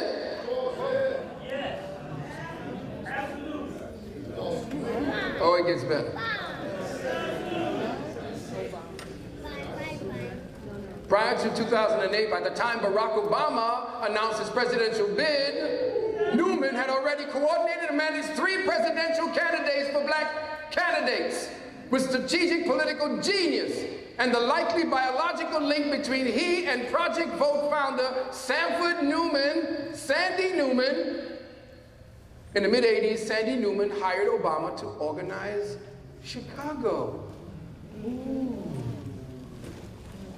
The dots are getting closer and closer together. This is I'm giving you New York politics. There they are. It was Fred Newman. This man was the genius behind these 2 people being put on the presidential ballot. In fact, it was Lenora Fulani. She was the first black woman to be put on the presidential ballot on every state, in every state of the Union, because of this man.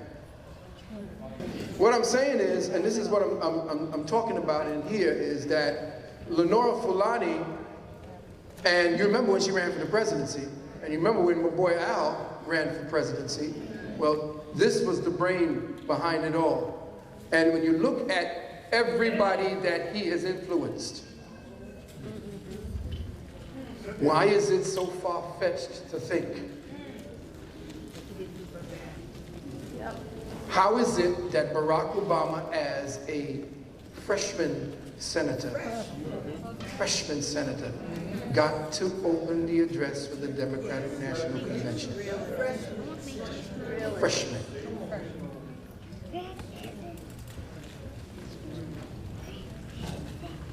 Remember when he put her in, Sotomayor? Well, she was an affiliate of Newman. Everybody now has now been connected to this one man. Who was he? This man was one of the most shrewdest infiltrators of the United States. Now you have to understand that the Jews do not like white people. Oh, I know it's safe, okay. I know I've now stepped into it. You said, well, they damn sure white looking. Well, let me tell you. I have a little book out called The Wounded Womb. Yeah. You might have heard of it. Thank you.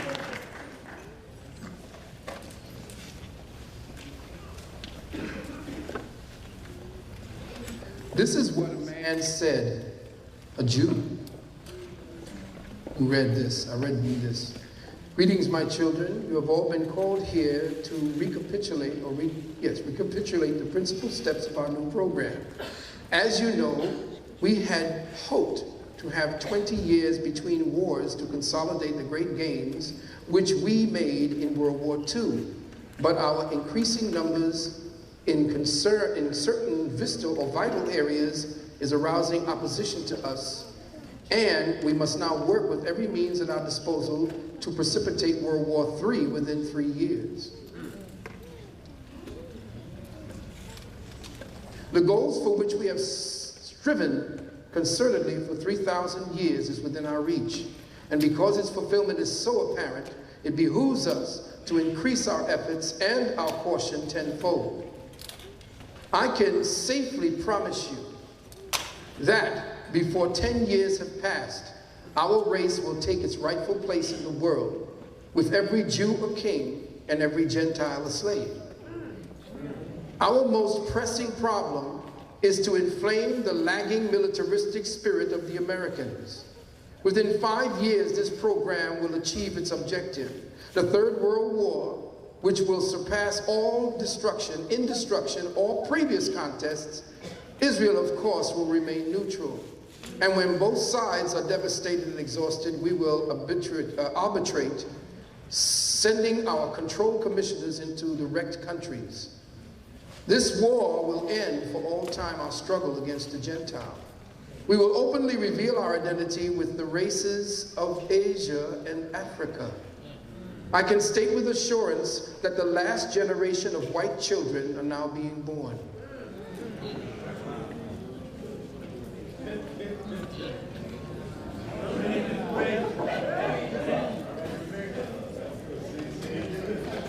Did you hear what I said?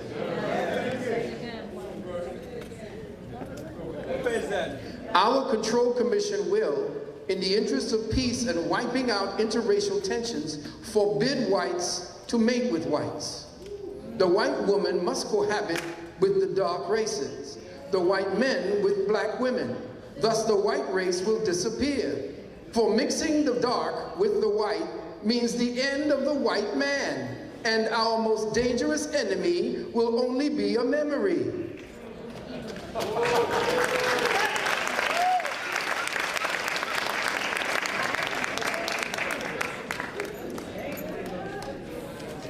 We shall embark upon an era of 10,000 years of peace and plenty. The Pax Judaica and our race will rule undisputed over the world. Our superior intelligence will easily enable us to retain mastery over the world of dark people.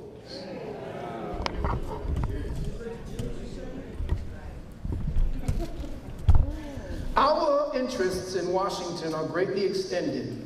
The 4-point program for developing industry in backward areas of the world, so that after the industrial plants and cities of Europe and America are destroyed by atomic warfare, the whites can offer no resistance against the large masses of the dark races, who will maintain an unchallenged technological superiority.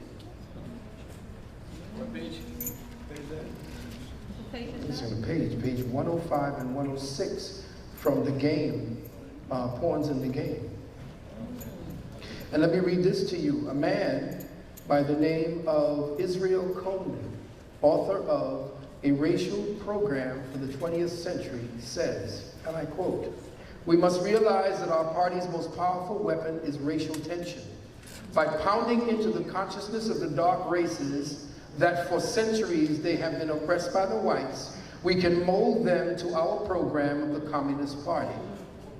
I remember Dr. John Henry Clark himself said he was coerced into that. Cohen continues, "The words colonialism and imperialism must be featured in our propaganda. In America, we will aim for subtle victory. While inflaming the Negro against the whites, we will endeavor to instill into the whites a guilt complex for their exploitation of the Negroes. We will aid the Negroes to rise in prominence in every walk of life, in professionals and the world of sports and entertainment." This was written in 1912.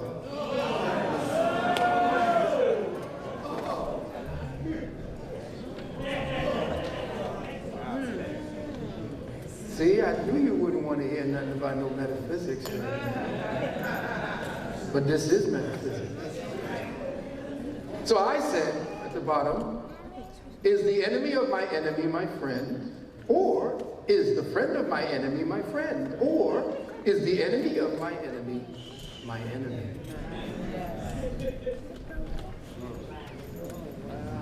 Wounded Wound, if you want a copy, come up here next time and put your name down, and you'll have a discount for it.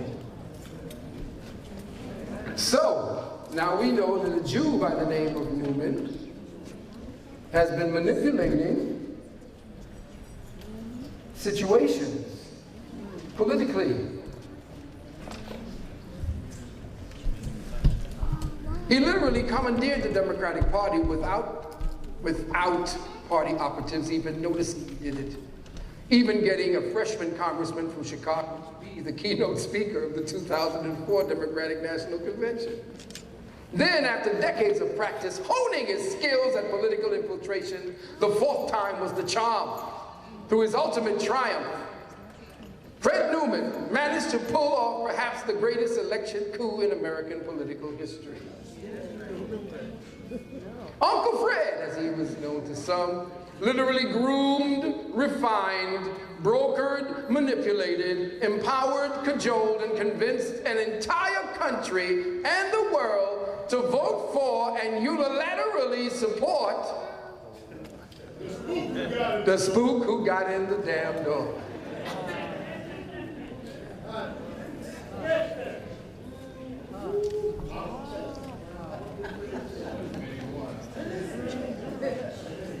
Y'all want me to keep going? Yes.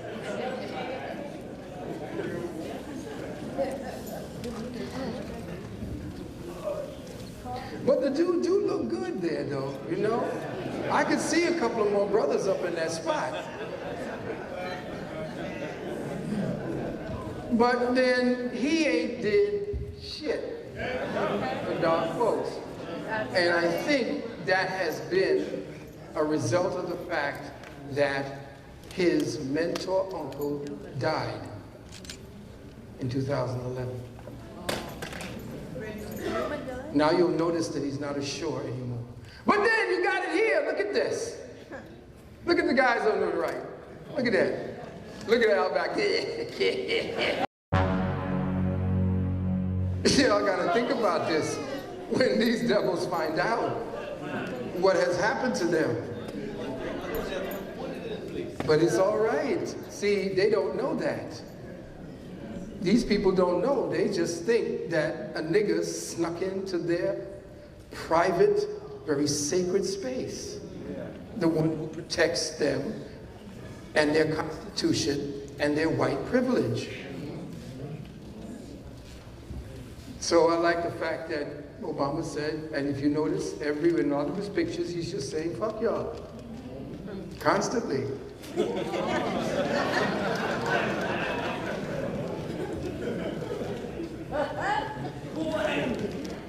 Throwbridge summarizes her thesis this way: Barack Obama sprang from a family-run political activist network which, since the 1960s, has been diligently organizing to achieve a socialist vision of America.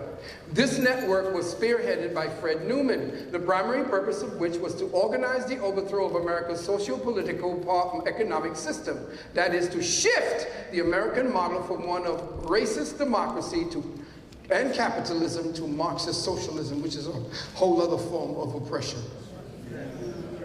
Because any form of government that is headed off by people who essentially believe themselves to be leaders and be better than you, essentially that's it.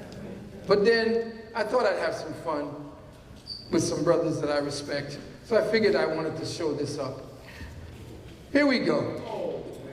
Now, even Minister Farrakhan was introduced to Newman and knew of Newman and knew of Fulani. And from what I understand, I remember him saying, these people were weird. He was sitting between them. He said they were crazy. They were weird. But then it occurred to me that he wrote books with them. Independent Black Leadership in America by Minister Louis Farrakhan, Dr. Lenora Fulani, and Reverend Al Sharpton. They wrote a book together. Do these people really know who Barack Obama is? And they keeping it on the down low.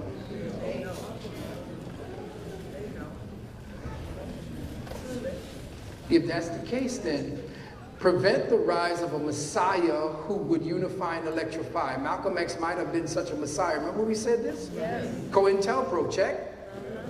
COINTELPRO, check. Check. All right, class. Then if that's the case, why would you then say quote, Barack has captured the youth. He has involved young people in the political process that they didn't care anything about. That is a sign. When the Messiah speaks, the youth will hear. And the Messiah has actually spoken, absolutely spoken. Why would you call him that, knowing that that would immediately, as a political figure of magnitude, put COINTELPRO on him? Could it be that because of the fact, oh, of course he came back, Obama's not the Messiah. He's the first president that sanctioned what the scriptures forbid, of course, getting into that gay and marriage and that. He said, I warn you, my brother, don't you let these wicked demons move you in a direction that will absolutely ruin your future with your people in Africa and throughout the world. Why don't you organize a group of respected Americans and ask for a meeting with Gaddafi? You can't order him to step down and get out. Who the hell do you think you are? From Messiah to who the hell do you think you are? Now it's very interesting because remember Gaddafi had said to Minister Farrakhan, the entire resources of Libya are at the Nation of Islam's disposal. Right. So if they get rid of Gaddafi, and Gaddafi had a serious program. I mean, his country ran smoothly. Everybody in his country got part of the oil receipts. When you were married, you received $50,000 and they built you a home. All free, all education was free, up and through PhD. Everything was running smoothly. He even built the biggest water aquifer leading to his country that fed other countries. Why would you want to tear that down? He was then named an honorary leader for the African Union because he was about to disperse all of the resources and put that at the command of unifying Africa. Yes.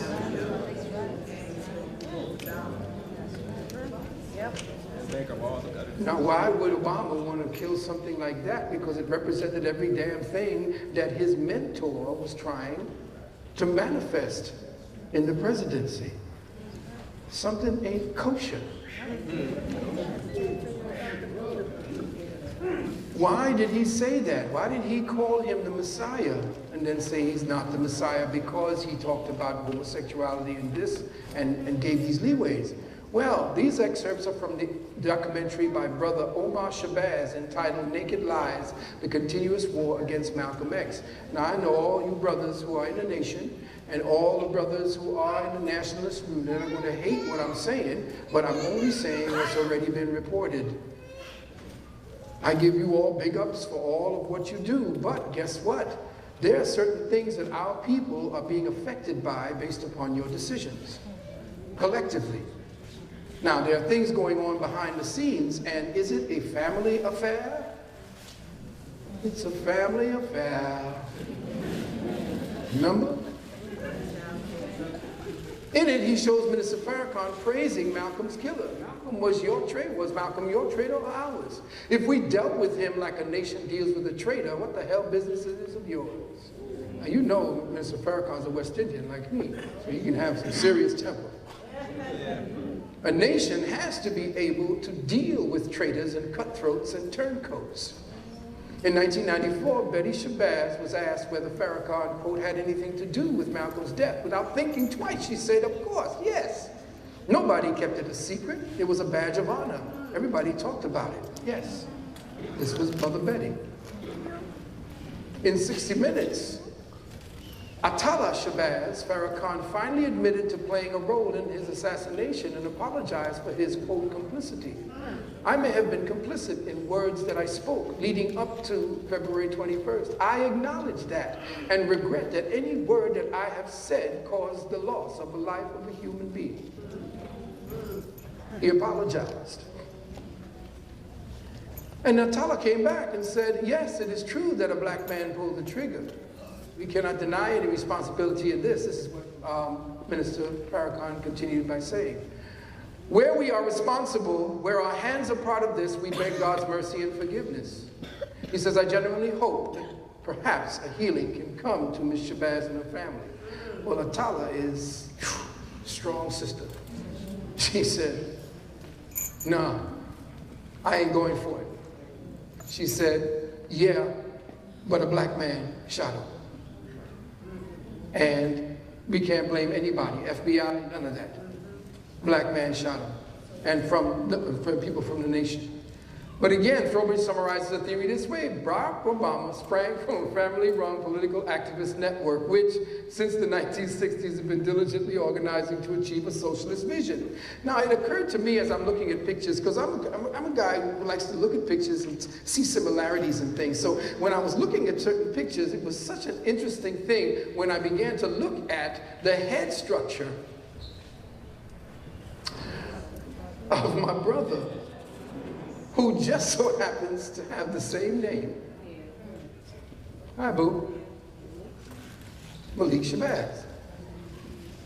Barry Malik Shabazz. Same place.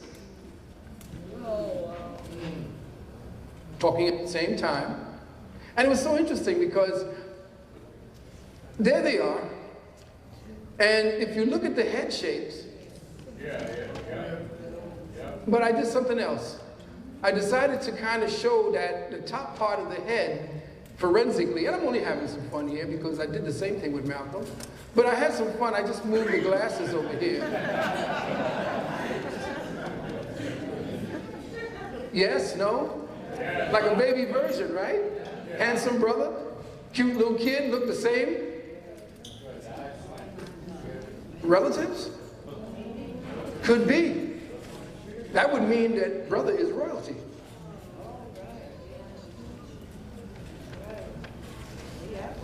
Sprang from a family-run political activist business, diligently organizing. There they are. Here and here.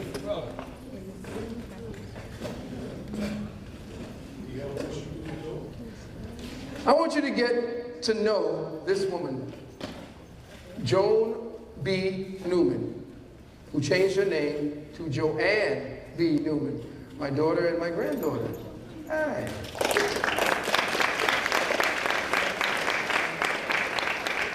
And I don't want to introduce her because she's very shy. It's my son's queen, Ashley.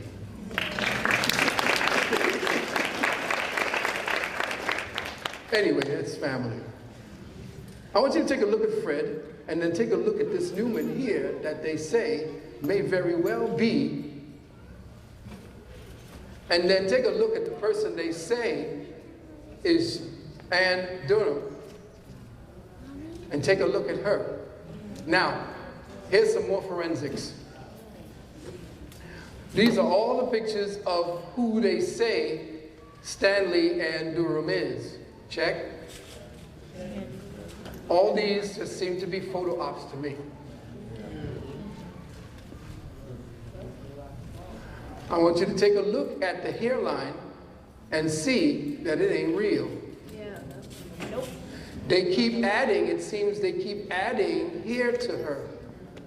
If you look very closely, you see the hairline ends here, and this is added on. Not even a weave, it's photoshopped in or something. All pictures of Barack Hussein Obama's mother have some kind of fitted, organized, what would be the word?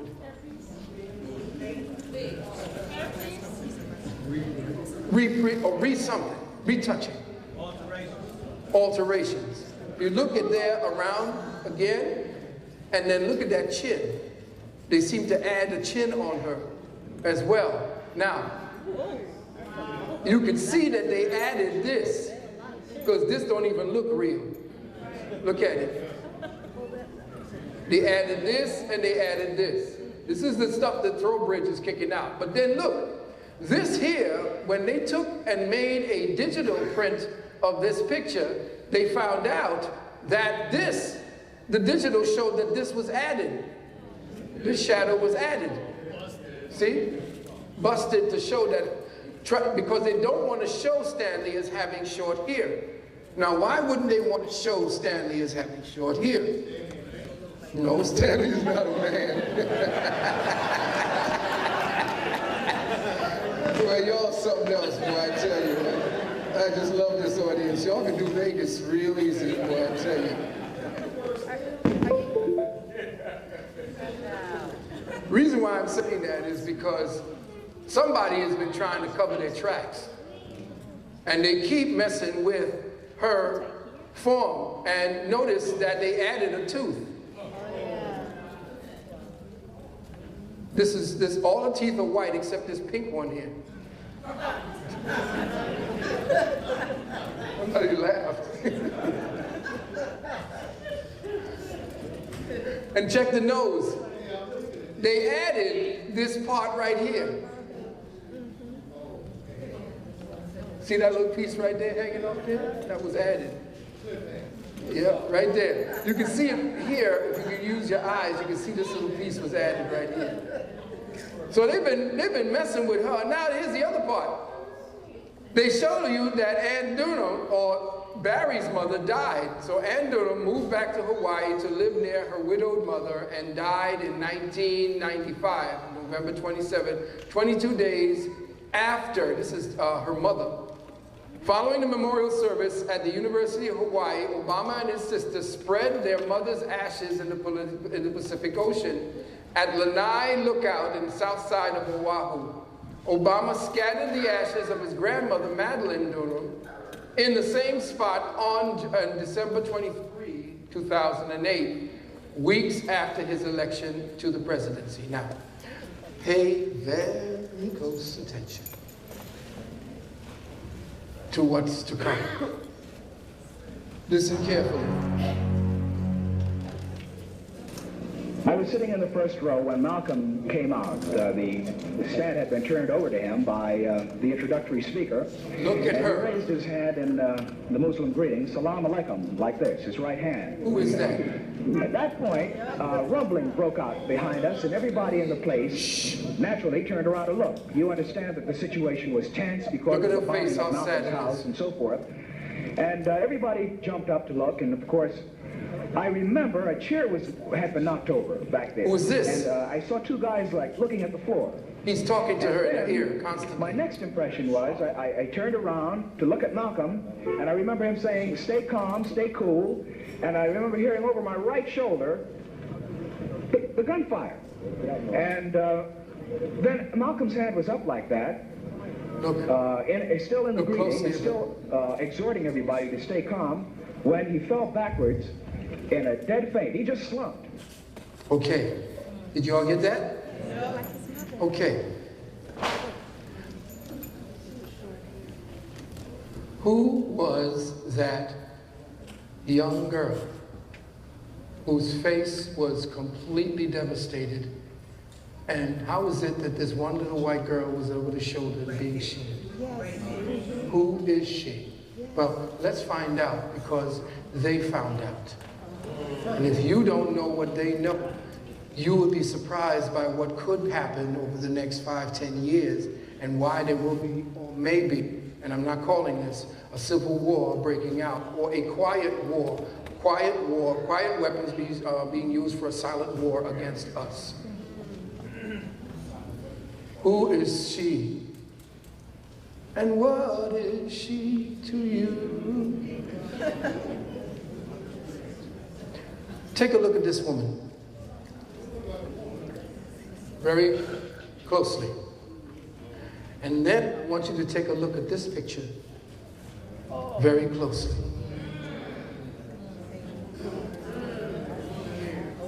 Look very closely.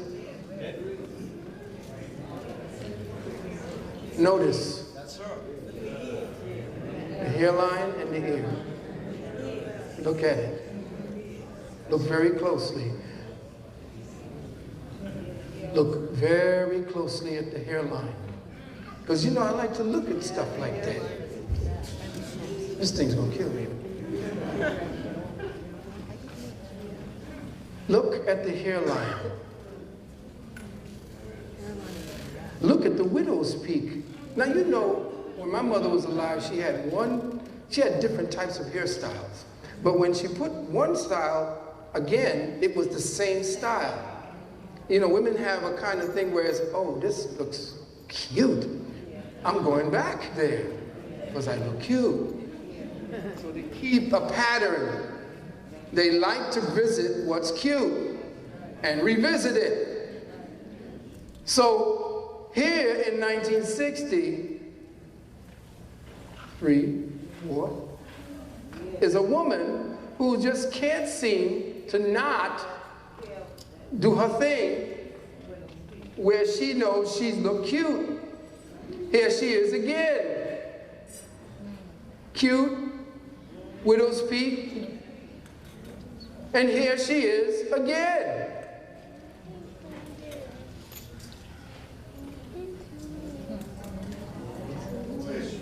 Look at here. Come on, don't.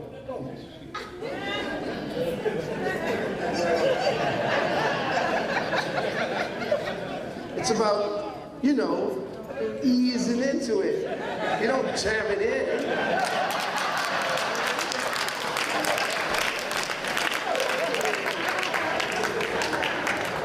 Right, ladies?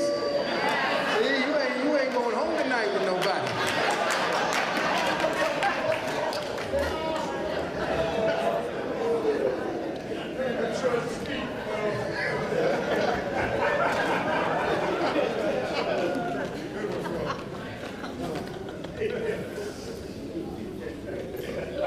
You want to look at this very carefully because essentially there she is again.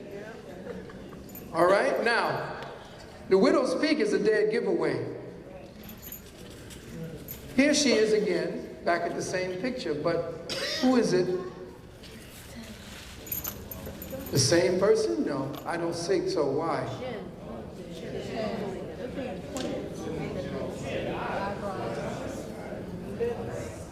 It looks the same somewhere because of the eye lobe right here. But then Stanley Ann Durham, is that her? Stanley Ann Durham?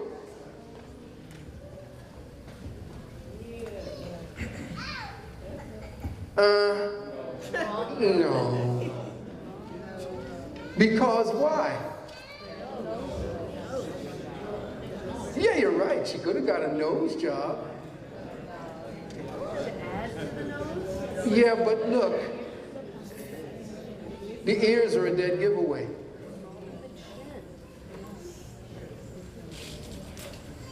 Huh. Take a look at those eyes.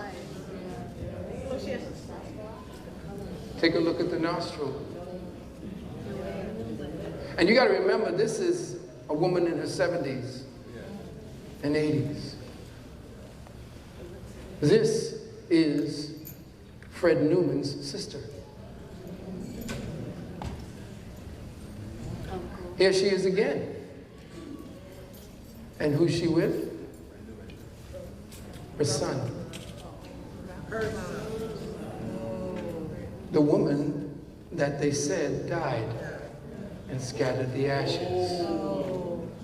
Why? Because they wanted to get rid of them snooping to find out who she was and who Obama really is. But word has come that they said she died of cervical cancer. She now may have cervical cancer. And so he says, fuck y'all, I'm gonna be with my mama. I'm gonna be with mama. And she's gonna be with me, and perhaps she's going through some very heavy things where she's gonna die. And he can't keep her hidden for long, and he's in his second term, so fuck y'all. I'm gonna be with my mama. So you see him there with her. Nobody was able to explain who this woman was in the press box with the president. You know there would always be some kind of word, she won the lottery or something. No. She just was quietly sitting watching the Syracuse game with her son. Period. There he is again. And he said, to hell with all of y'all. And, where are you? But things have become very heavy on the brother. Things have become so heavy that I think that because his mentor, who would be giving him instructions and information about what to do next, he's dead. You'll notice that he's not assured. You'll notice that he doesn't have the same kind of verve or intensity. He is kind of resolved in his way. He's tired.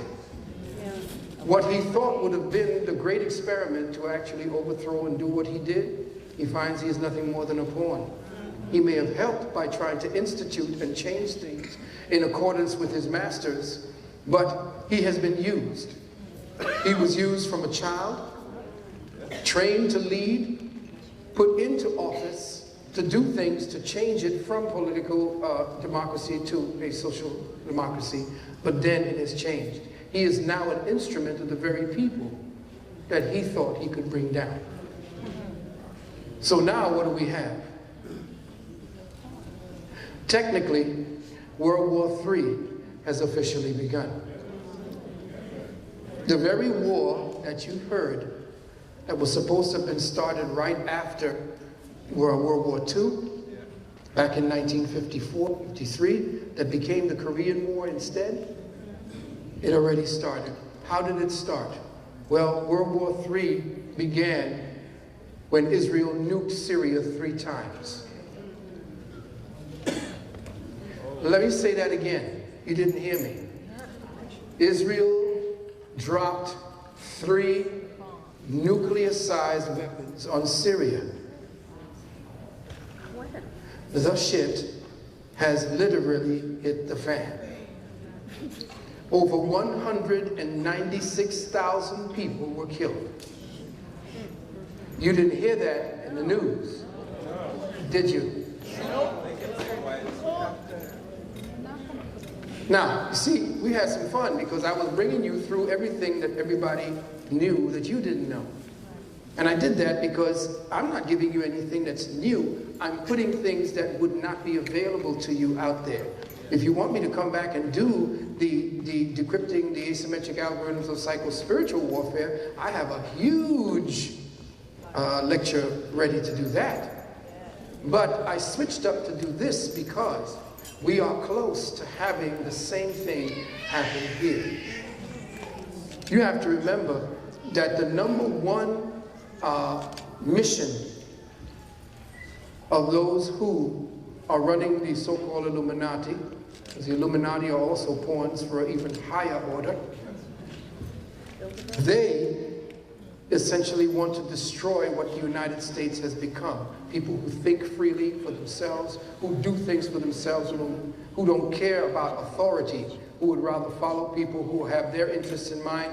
That has to stop. When you want to enslave someone, you have to take away their independent thinking and feeling. You have to make them fear being independent thinkers. You have to make them think that independent thinking is tantamount to their own destruction, when essentially independent thinking is what moved America forward. Yes. The incursion of the feminist movement was a way of destroying creativity in America, and America has always been the central focal point of creativity for the entire planet.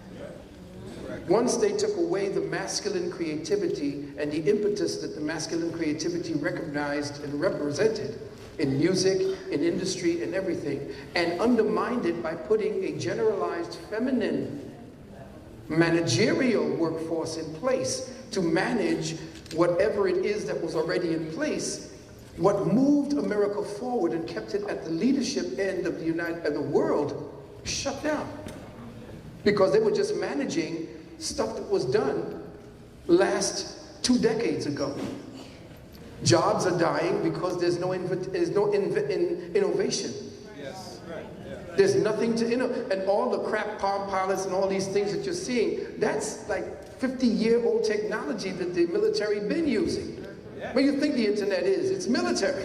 Yes. When you think little pocket pilots, military.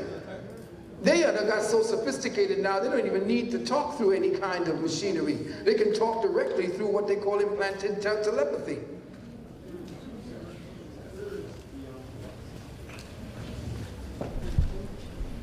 How long did this film? Excuse me? How long did they do this? It was about last 2 weeks ago. About a week ago, 2 weeks ago. Oh, damn. You think this happened? Oh, you all didn't know this happened just a couple of weeks ago?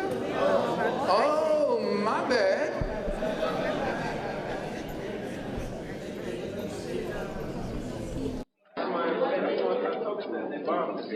They gave up. They were saying something about it being a blockbuster bomb and all that. The show was like 100 people. No, it ain't. Yep. These are micro nukes. Yep. Wow. 196,000 people? Is there, well, 3,000 people died in skirmishes? Yeah. No. That's like they dropping a nuke down here, killing 196 people, and then reporting 6,000 people died. Yes. So, Philip, what did Syria do to strike them back? Syria, you will read, if you wait a little minute.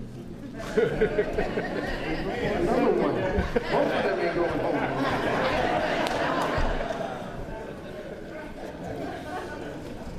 Russia declares that it will retaliate if Israel persists. Israel's on the brink of annihilation by an unlikely coalition. Now, either that's counter-espionage information being put out there to make us believe Israel ain't had nothing to do with it, or people, agents working for Israel, is trying to make us believe that Israel got problems, and that Israel is looking like it's coming down, or there's going to be a problem, blah, blah, blah. Maybe Israel is even putting that out to soften or to make people believe that Israel is in trouble when Israel is manipulating the whole damn thing. But Russia has entered into the fray. The Allies, listen carefully, are led by Russia under Vladimir Putin. Today's world struggle brings Russia to the forefront for the first time, openly at odds with her own Zionist masters. With Putin are aligned the following groups: President Obama, the Islamic Republic of Iran, Syria, Iraq, and Hezbollah. Now, how many times have you been hearing Hezbollah is all bad? Hezbollah kicked Israel's ass. Hezbollah kicked Israel's ass when they went into Jordan.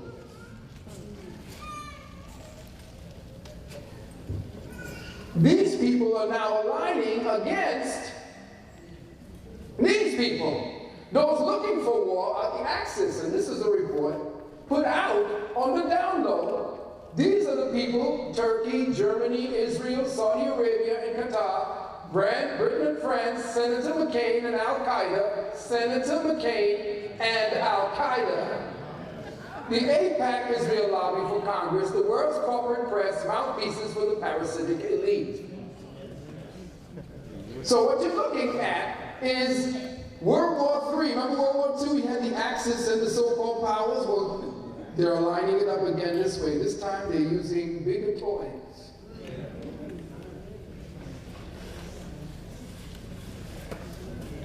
According to Gordon Duff, this is the man who put out the report of Press TV, Israel bombs Syria and threatens Iran. Russia moves its warships into the Mediterranean and furnishes Syria with advanced anti-aircraft weapons. Hezbollah defends Syria against Al-Qaeda. Pro-Israel U.S. senators like John McCain joins forces with Al-Qaeda. The White House now stands with Russia, Syria, and Iran. President Putin then contacted American President Barack Obama. Putin confirmed that Russia would not allow any further nuclear attacks without responding in kind against Israel. And that, under the circumstances, the United States would be advised that Israel has made her bed, and if she chooses, she will die in it. Understand that we're not playing here. I'm not, you know, it's good to entertain and entertain at the same time and to do the right thing, to learn and so forth. But what I'm doing is essentially making more important issues to bring up today. Because people tell, oh, you're doing metaphysics up there in La La Land, you ain't saying nothing. Well, what I wanted to do was to say something to you all so that the video or whatever you all are going to do to go back and tell people what happened. That you're going to go back with a keener understanding and understanding about what's really going on. And that the trivial things that we have going on, what I said at the beginning about we Moors, all this bullshit about we have this and that and that and that, the charter says this and that. Grand Council coming together to make sense of it all for everybody so that we can come to unify. Because guess what? You're going to have to take a side one day, very soon.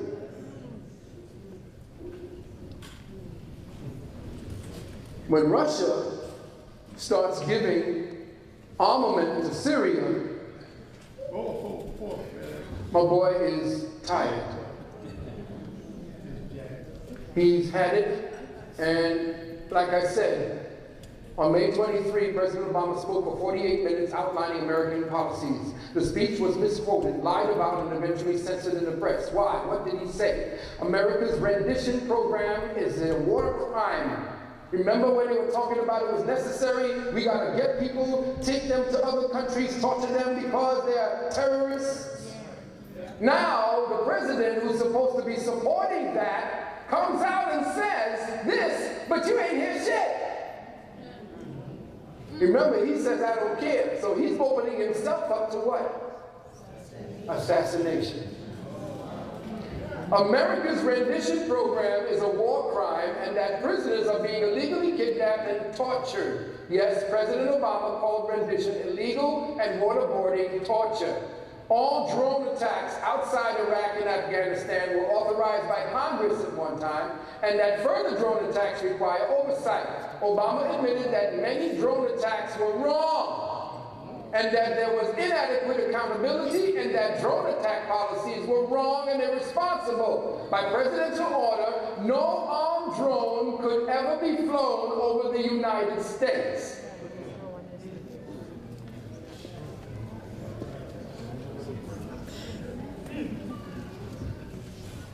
Because they were planning to. Now, remember I told you, wow, back in the 90s, that they're going to be putting all kinds of surveillance equipment on cockroaches and birds. Yeah, y'all remember I said that. You said, that nigga crazy.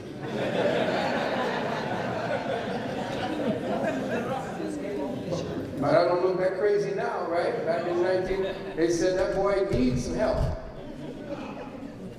I remember y'all saying that.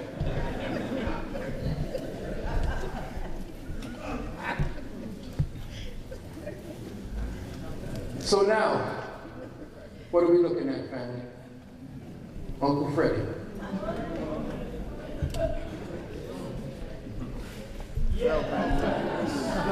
I wonder why this name, Uncle Freddie, became Alfredi Newman. Interesting, right? But then, what's so funny about this? Absolutely nothing.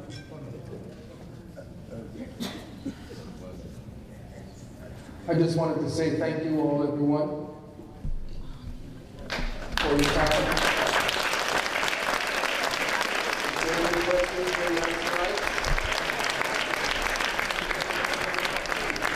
Maybe that's nice to me. Hi. I can see your faces now.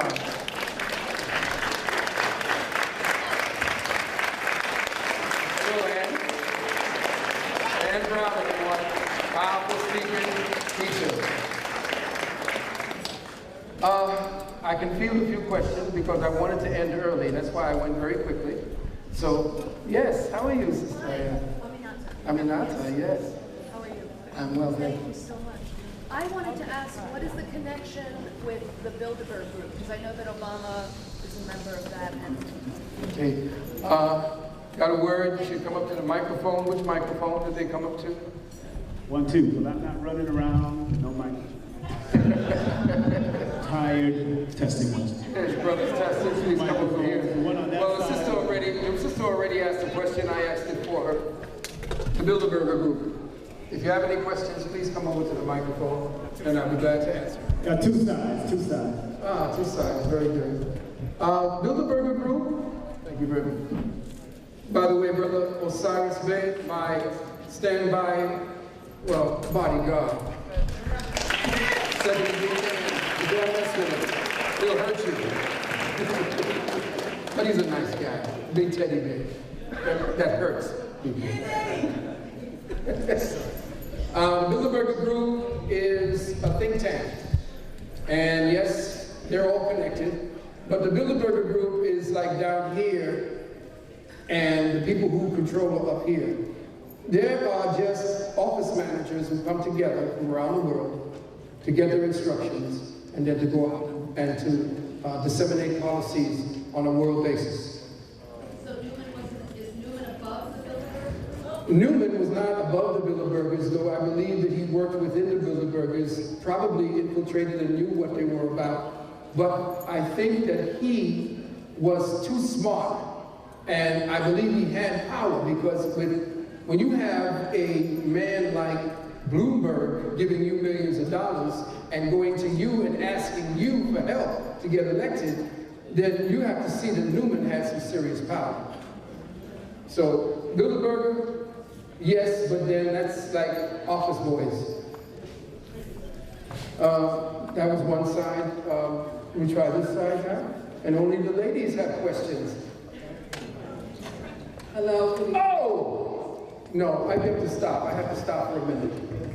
I have to call out a brother who is one of my closest friends, my big brother. This brother is a master craftsman. He hates this word. He hates this word. He's going to tell me, my acting coach. He hates that word.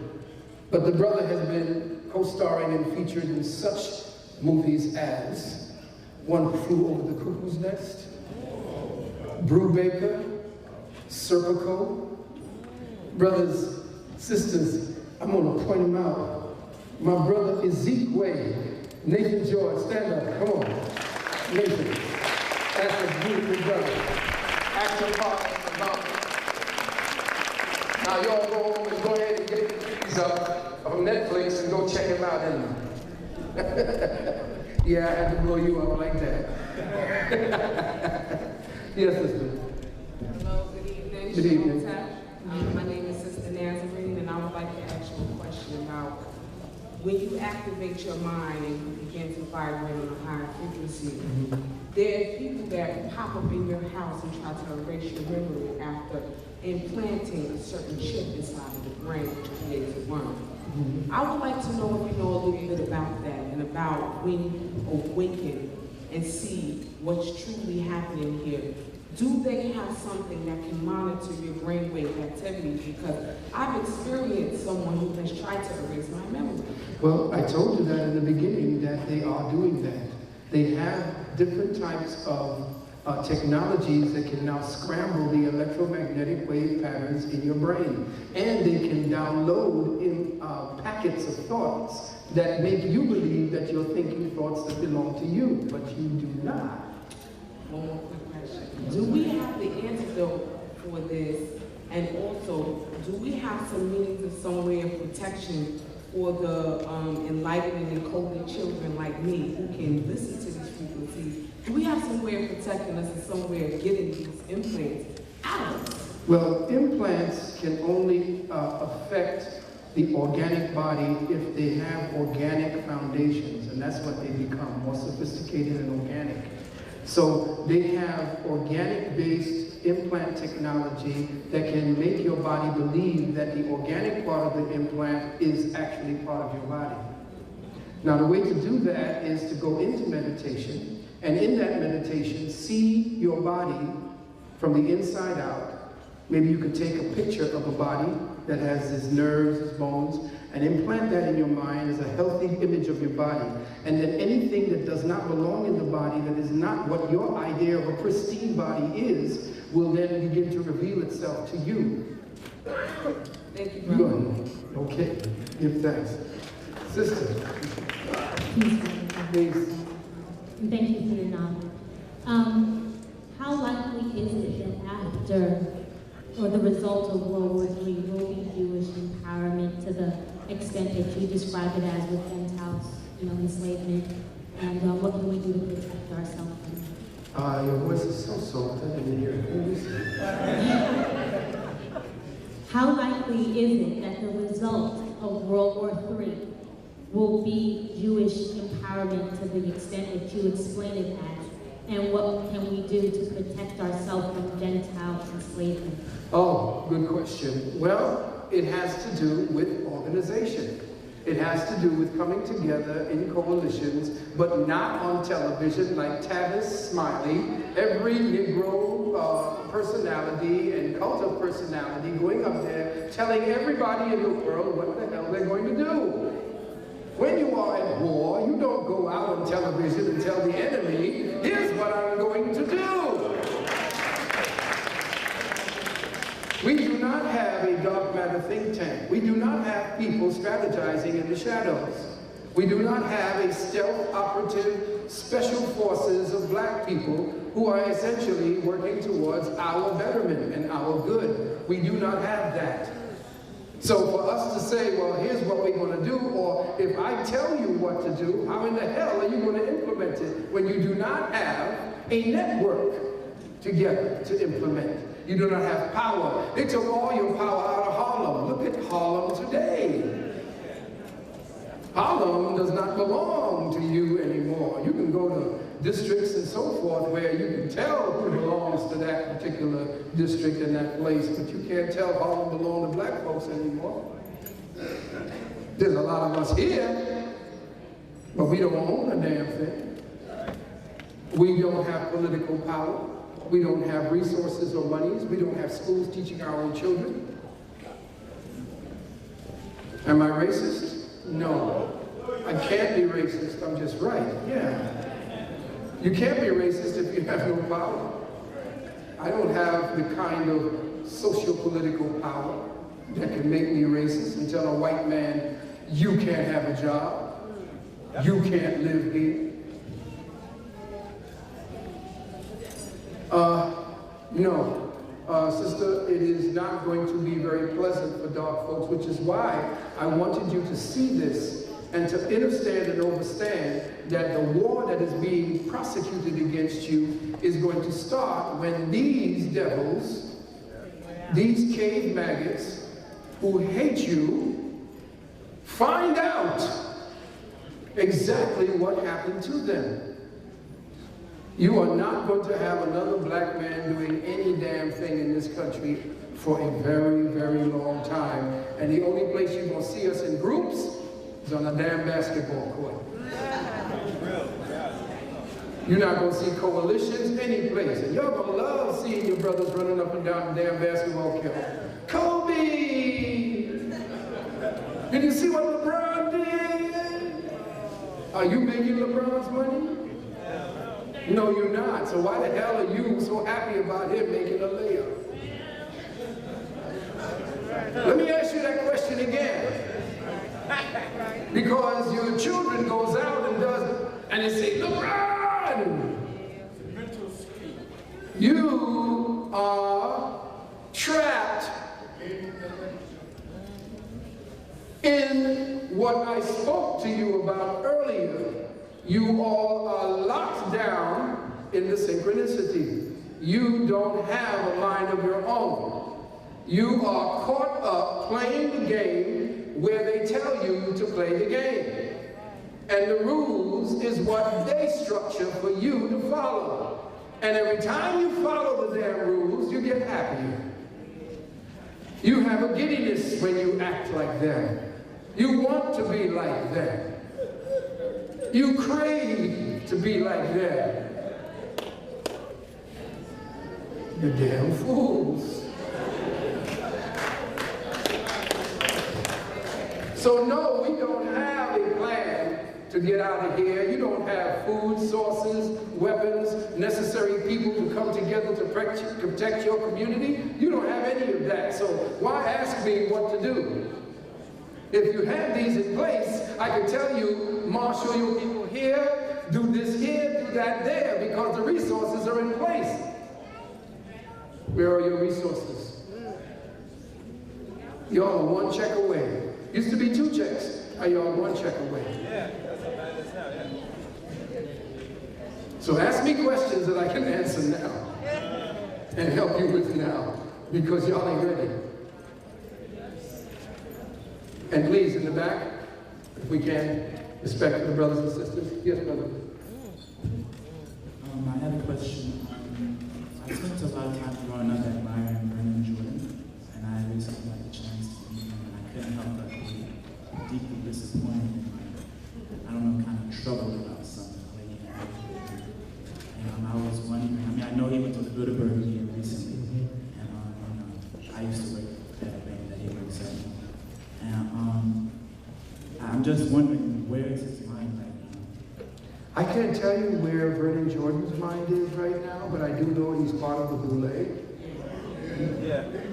And that's a mind of its own that belongs to Rockefeller.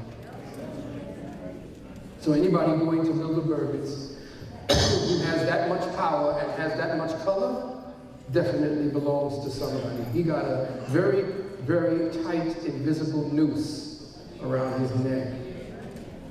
One that, a collar that is tugged whenever Massa wants him to jump, roll over, play dead. So I'm sorry, I don't know what I can tell you about him. I know he's Boule, and Boule is essentially that talented tent that was created to circumvent any kind of nationalistic or back to Africa mentality. Because if the Africans here were to align with Africans there, the think tank and the mind trust here would definitely have awoken the brothers on the continent to the shit that these people were putting down over here. So they made sure they got rid of Garvey. Yep. And they took the niggers to do it. So, I'm sorry, I can't answer that for you. I can't answer for him. His actions already have answered for him. Thank you for your question. Yes, sister? Brother Valentine. Yes. Thank you for imparting the information that you imparted tonight. I was looking forward to teaching on metaphysics, so perhaps you'll come back. My question is pertaining to your teaching on the metaphysics of the Bible. I've been watching. My favorite subject. I've been studying that. I'm just catching up. I've been studying that. And so my question was, because you mentioned a couple of different pastors. So my question was, do these pastors that are teaching the doctrine of the Bible, are they aware of the metaphysical aspects of the Bible and still, preach and teach the word despite knowing that, as if these were actual people, or are they not aware? Well, I would think, beloved, that they are aware of it because of people like me. I have outrightly attacked them all across the country and told them that they were pulpit pimps from a very long time ago. I know that there was a California preacher when I went out and started charging Christianity for taking more money out of the community than the IRS. I charged Reverend Price and all of those other pulpit pimps way back before it became popular. And all of a sudden, the next preaching he did right after I left was on metaphysics. And I did it on the radio at the time. There was another brother named Brother Jamal in the Light Radio, and it was Stevie Wonder's radio station, and they hurried up and got him there. So yes, I think some of them are aware because now and then I hear them inculcate some metaphysics, but I know that they wouldn't dare inculcate the true metaphysics of the Bible because then that would put them out of work.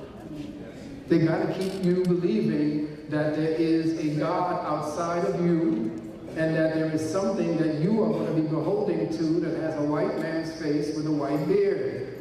And that some white man was put up on a cross, and there's Negroes over there crying and moaning and talking about Jesus coming to save them. I want us to look at black folks in this goddamn country now and tell me whether or not Jesus has come back. Yeah. Or if Jesus has really helped you to do a damn thing, collectively as a people. Except give you more misery and reason to go into all kinds of fainted tramps and give up your money. And then buy Creflo Pimpernel another damn airplane. It's interesting that you said that about Jesus, and you mentioned Dr. Price, because he actually, in one of his books, he goes as far as to tracing Jesus' lineage to, you know, being of mixed ethnicity. Okay, so he's going with the Obama protocol, yes. Right? Yeah. Yes. So Jesus got the Obama protocol, so anything to keep himself on that throne. Yeah, listen, Christian insanity and that kind of ilk, I ain't got no time for. I'm sorry, sister. If you want us to deal with some deep metaphysics, let's get into the metaphysics. But to deal with these idiots on a what do you call it, talking about Jesus is going to help you, and he walked on the waters and all this hell crap in 2013, you still pushing that crap? No. All Christians deserve to go to hell. Thank you.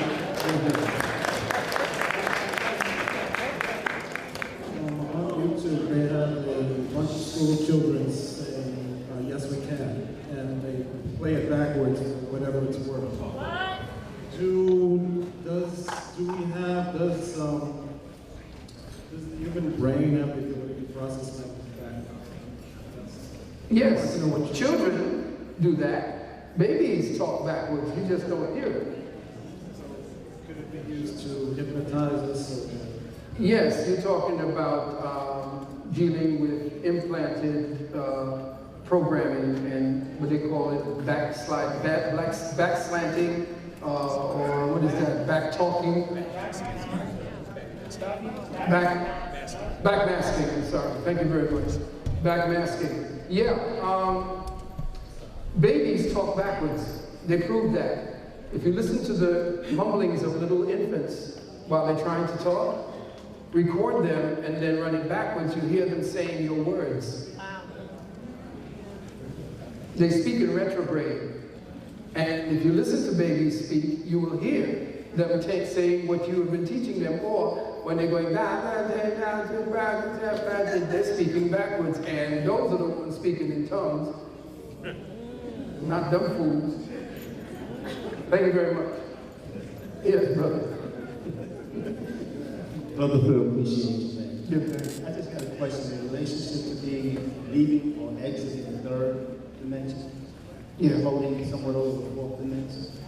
And cats who are claiming that they're coming from the fifth dimension and giving you all this sort of... Yeah, white people have this thing where they're coming from fifth dimensions. Listen, let me tell you something. I don't hate white people because that's a waste of time. I'm part white too. Right. So what I'm telling you is that the Caucasoids, who are the blue-eyed, blonde-haired people in the higher echelon, not the lower echelon, the higher echelon, who believe that they are something different from the rest of the planet, are now finding out that they are different from the rest of the planet.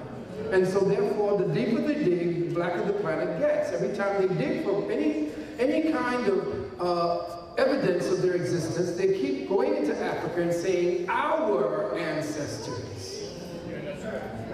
Wait a minute, hold on. Why is it that only white people can actually dig in Africa? Why is it that Nova and the Twistery Channel can give me black history through white people telling me what black people have been doing? Why the hell can't I tell my own goddamn story? And why is it that every time they can't find any kind of history, they go to outer space and tell me that white people from Lyra came down and visited them and genetically altered us, and of course made them the superior people on the planet.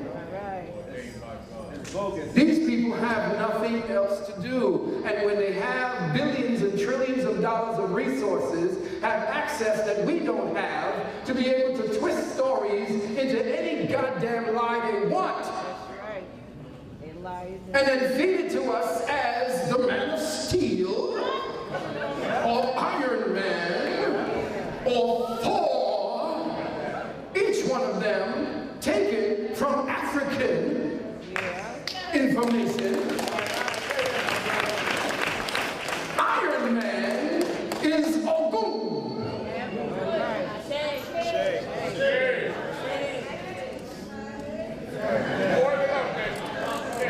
There ain't a damn thing. Even Zeus is an Ethiopian goddamn name. But of course, Zeus is played by a white man. Everything on goddamn television is white. You turn the channel and everybody is paled out. And beauty is paled out. And then everybody is white. And there's one person at the picnic that's black, like we let them in the neighborhood. They think we're really stupid. With Obama in office, we don't have to complain anymore. You got a nigga in the presidency. Why should you even want to be doing anything that we do? You can't do commercials. You can't look like us. You can't look like you have a decent home. You can't even be a fucking superhero. Every goddamn commercial is somebody white, but all the McDonald's commercials are black.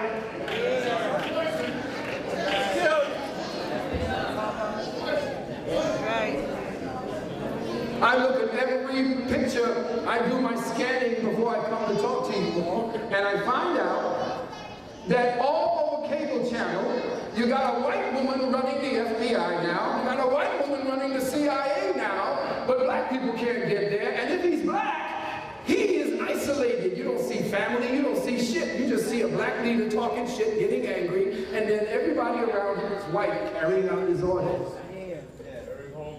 They really think we're stupid when they start making these programmings. And then we wonder, and they say, well, I don't understand. Why is it that the dog test, when the little child says, which is the good dog? Oh, the blonde one. Which is the bad dog? The black one. And in 2012, that's the same thing? Yeah. The dog test from the 50s is the same as the dog test in 21st century? Yeah. And white people say that we shouldn't hate, and that we should now love, and kumbaya, and all this here old happy horse shit. I'm not going for it when white folks tell me that I'm racist for pointing out how fucked up they are.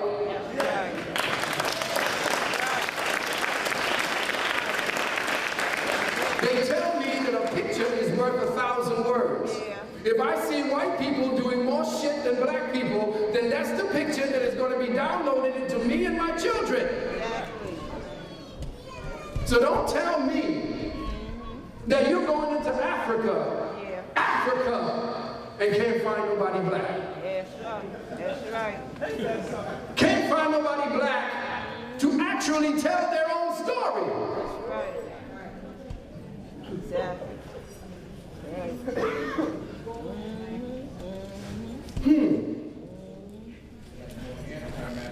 Big thick lips, black, because Sheikh Anthony showed that the inside of there, the mummies and so forth were black. The original black people of Kemet were black. That's right. But of course, white people are saying, and that goddamn Iwas, what's his name? He's a Vatican plant. He can't find anybody black, so I'm in Tutankhamun black. You know him as Tutankhamun. But they never, ever put the name of God at the end. So they twisted it around. Know that, and it's so nefarious and it's so sickening to see that if you look at the cartoon channels, every fucking little cartoon is blonde, redhead, white. Yes. And our children are looking at that shit, and you all are letting them look at it. Yes. That's their babysitter. So all positive beings, everything accomplishing shit is these little white children being downloaded into your little black child's mind. Turn the fucking TV off.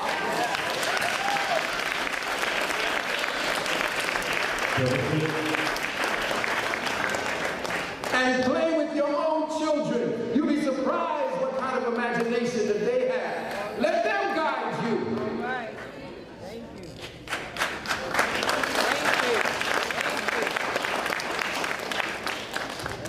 Pardon me. Go ahead. Go ahead. No more complimentary questions. Sorry about that. Yes, sister. Okay.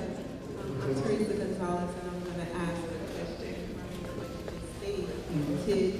In the beginning of the lecture, you talked about the tactical implementation. Can you hear me? Yes. You talked about the tactical implementation of synthetic means. Beyond, not plugging into the media, television, radio, being very careful about that, are there any technologies, either physical or metaphysical, that an individual can use to help unplug themselves from these synthetic means? That's good. Well, we have to first identify them because they become part of our very actions and reactions. Synthetic means being placed in your society that are being taken up in your consciousness to actually be expressed as your matter-of-fact behavior. You have to now investigate your matter-of-fact behavior. You have to now investigate what it is that you do automatically. If you have an automatic craving for Haagen-Dazs ice cream, you need to ask yourself why. If you have an automatic feeling and craving to want to go to church, you have to ask yourself why. Think about that. If you have an automatic feeling and craving that you want to go and get an education, you have to ask yourself why. All of these things that we've become comfortable with in our matter-of-fact reality has become the synthetic meme that we are constantly following. We invent languages from the foundational memes that are synthetically invaginated within the society. We constantly forward it. It's a virus. It's a way of using words and behaviorisms and the thing to do to infect the next person. The biggest propagator of synthetic memes is your television. And your children are being downloaded every day with Japanese characters that have blonde hair. That shit really fucks with me.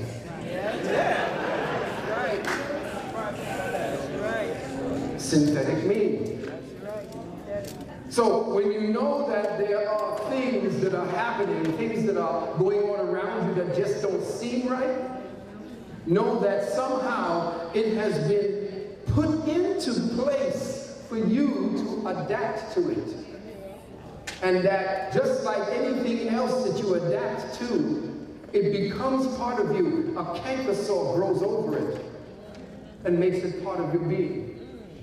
So meditation on everything that you want to choose to do and second guess your automatic reflexive reaction to your reality. That's what our school is about. The University of Computer Sciences teaches you to study the causal realm so that you can understand the effectual one. You do not have a language of the causal realm. In fact, everything that you have been given is to describe your surface reality. Your entire world is a description.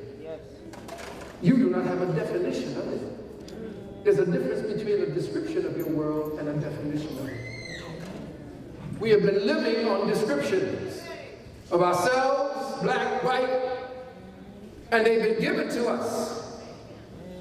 And we have propagated them just like any other disease. And in so doing, we now have tilled the soil for the plant and seeding of other means. It's a synchronicity. So examine everything you do in your reality that is in response to the outer world, and know that it has been synthetically organized for you to react that way. Those who react counter to it are called crazy, but those are the ones who are acting sanely, because to act sane in an insane world means that you are insane. It is no measure, as one of my teachers said, Krishnamurti, it is no measure to say that you are sane in an insane world. You've adapted to this bullshit. You walk as if it's normal, and you feel normal inside of all of this shit.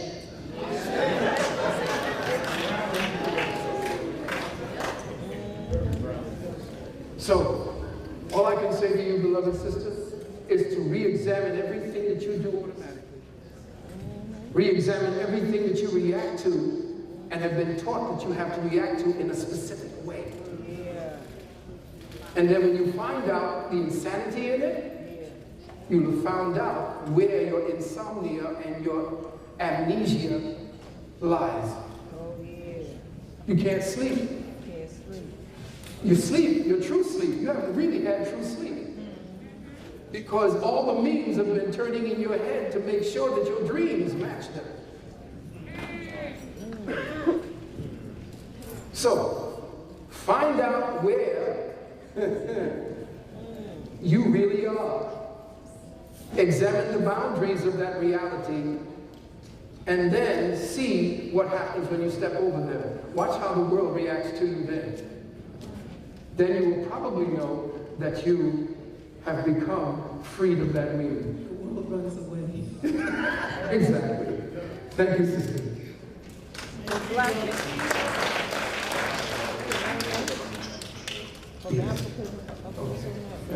All right. One of my top students at the University of Commercial Sciences, this man is a master at the Metanetia language. He will be one of our expert teachers, Brother Kwame. We're going to give it up for him. He has also got a new job. He's joined a band with one of the Wailers, guitar player from the Wailers. He is now the keyboardist for that band.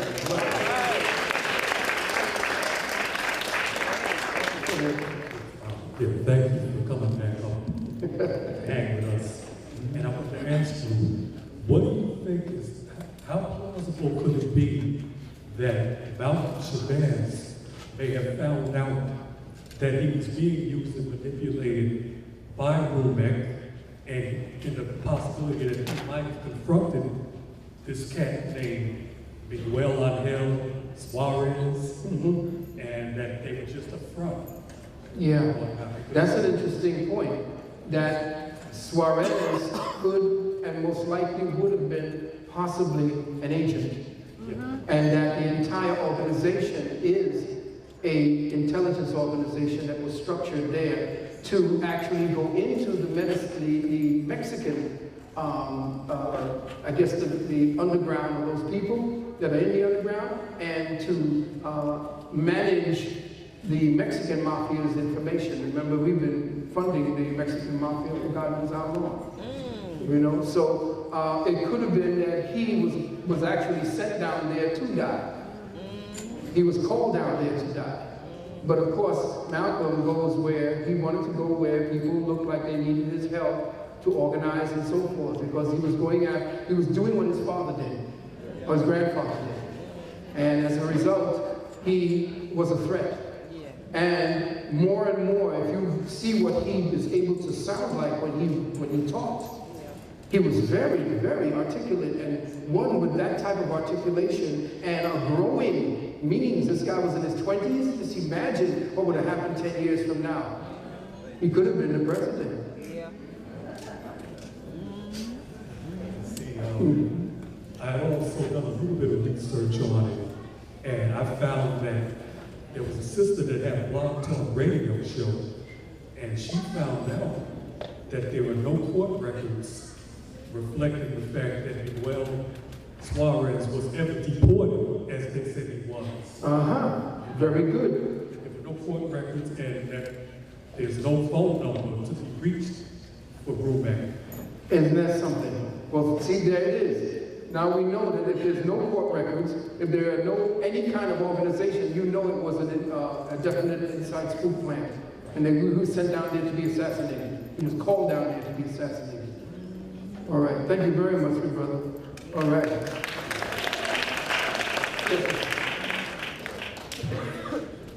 Peace, my name is Debbie. Hi. I wanted to ask you, I have 5 children, 2 of which are very intuitive. My daughter's 13 and she can heal with her hands. She touches rocks and they basically come alive and grow, like, for example, quartz, grow off of it. My son can see through people, he can read people, and so forth. I'm coming into a lot of problems with the system with my children.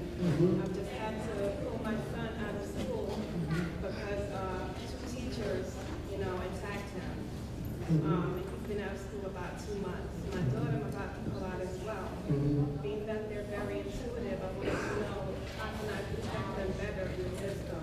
Get him out of the system. Get them out. Get them out. There is no protection in the system. Find a way to homeschool your children. You can call our number. Our number is 1-800-847-1291. Again, 800-847-1291. And call there and talk to my wife, Dr. Lalani, and ask her about the homeschooling programs, the home tutoring program that we have. We teach the parents how to tutor their children at home. Okay? That would be the best thing. Take those children out of there because the school was meant to destroy the education system, not the education, but we call it the deducation system. It's meant to destroy children, our children especially young black boys. Can I just speak to that, please? Because I was in a similar situation when my children were little. Take them out. And don't be pressured by the Board of Education to put them back into a school that is insufficient or not good for them. Take them out, find out how to homeschool them, and don't let them go back in there. I've been trying, but they're fighting it every day. Oh, don't worry about it. Fight back. Fight back. Come on. I'm a witness. I've been through it. Don't give in to that. Find out how you can homeschool them and homeschool them. You're much better off. Ladies and gentlemen, I want you to know who that was. That's Sister Lilius White, Emmy Award winner, Broadway.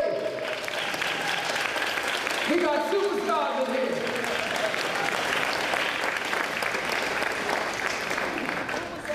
I was told. What's the number again? 800, it's right there, 847-1291. Biggest day. I was told that I cannot have any more questions behind the brother with the flag shirt. I know, but you go ahead and protect me then when they come after me. I want to introduce Sister Prema. Sister Prema has been with us from the very beginning. Beautiful sister, healer, Sister Prema. Reverend Valentine, I just want to say, I'm born in Harlem. I was here when the Panthers were here. I was here when Malcolm was here. I'm born in the late 40s. And what I want to say, I've watched the decline of the people to an extent that it brings tears to my eyes because we've been stripped of our identity and our self-esteem. And our courage, our fearlessness. Now, I agree we don't have powers to fight any kind of war, but I want to ask you this. What we're going through as a people, could it be karma?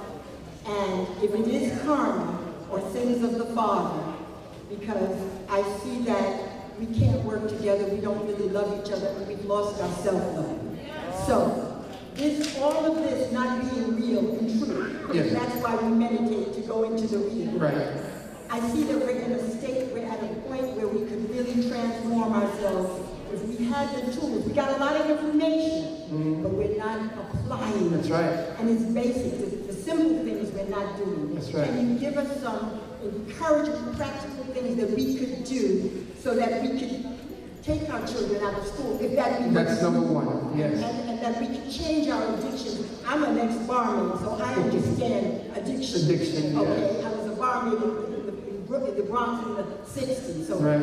I'm over 60, but I'm grateful to the Most High that I'm still intact. Yes. So if you could give us something that we could go home with, that we can apply immediately to get ourselves back in alignment, I think it would help us a lot. Thank you very much, yes.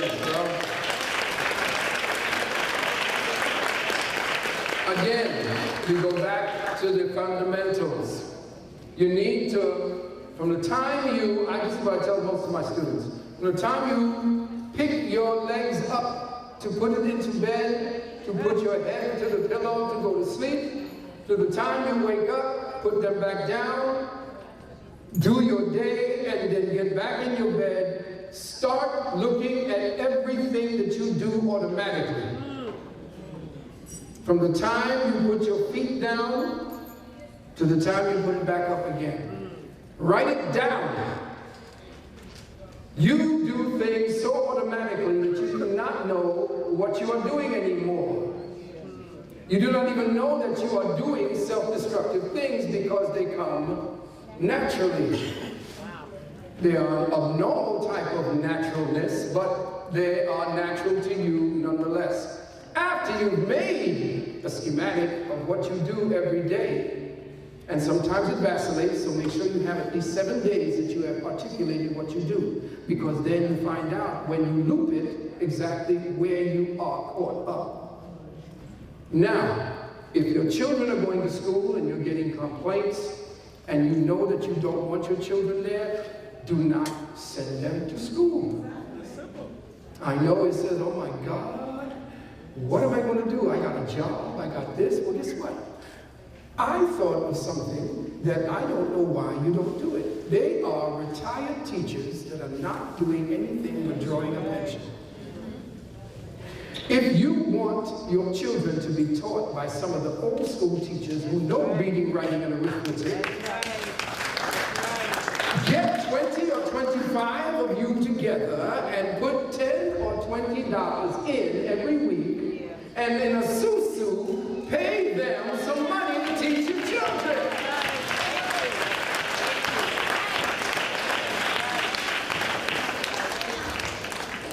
$22 times $20, $30, $40, $50 from each person is chump change to keep the integrity and sanity of your children.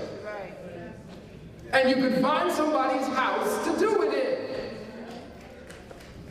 in. We spend nearly $1.5 trillion as a collective people here in the United States of America, and we ain't got a damn thing to show for it. That's right. We have resources like you would not believe right amongst us right here. But we are so busy with the social memes that tell you that your money is better spent with white people. And spent over here on Gucci and Moochie and Smoochie and all the rest of them bastards. Instead of you going to the people who can craft your kind of style that everybody will be copying around the world, because every goddamn body around the world copies you any goddamn way.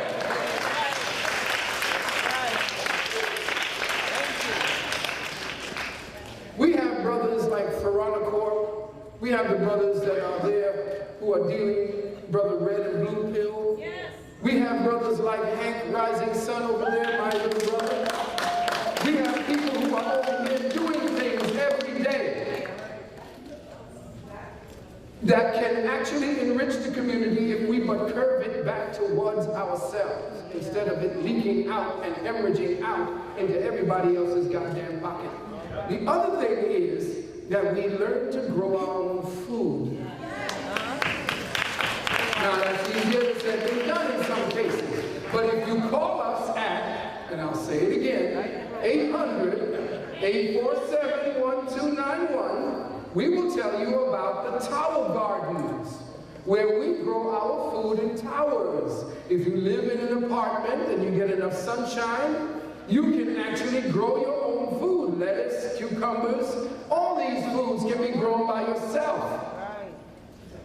And you can make your own clothes, teach your own, make your own cosmetics. There's people in Africa waiting for you to connect with them to import the materials at dirt cheap to make your own materials, your own cosmetics. And stop enriching these Koreans by you sisters using that horsehair shit.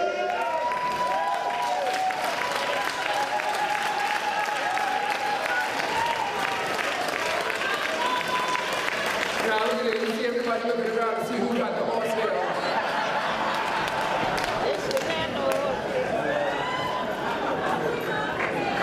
Giving them fibroid the permanent, the perm. Good luck with that. Giving them Good luck with that. Coming conscious with your diets, not your diets, with your nutrition. Putting doctors out of business in your community.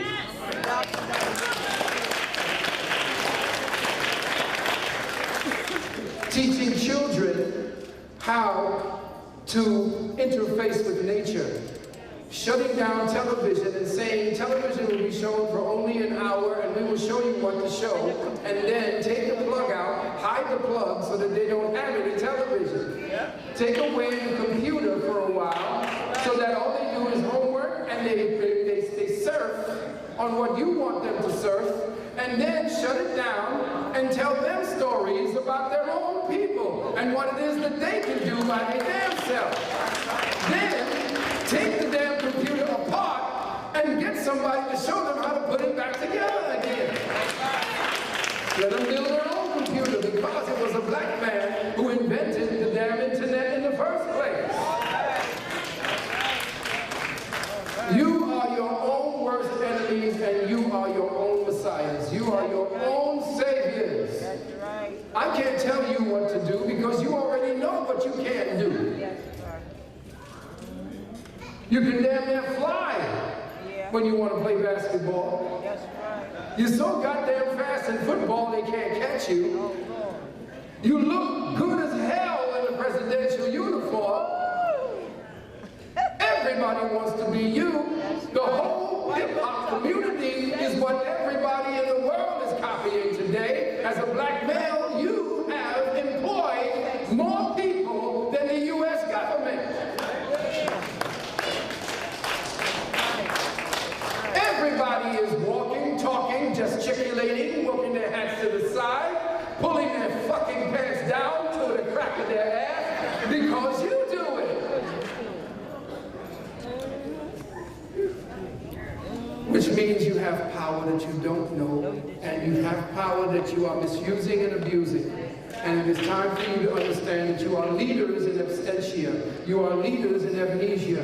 And you have to wake up. Period. Yes, Mother. Thank you.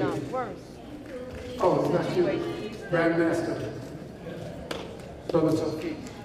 Yes, give it up for him.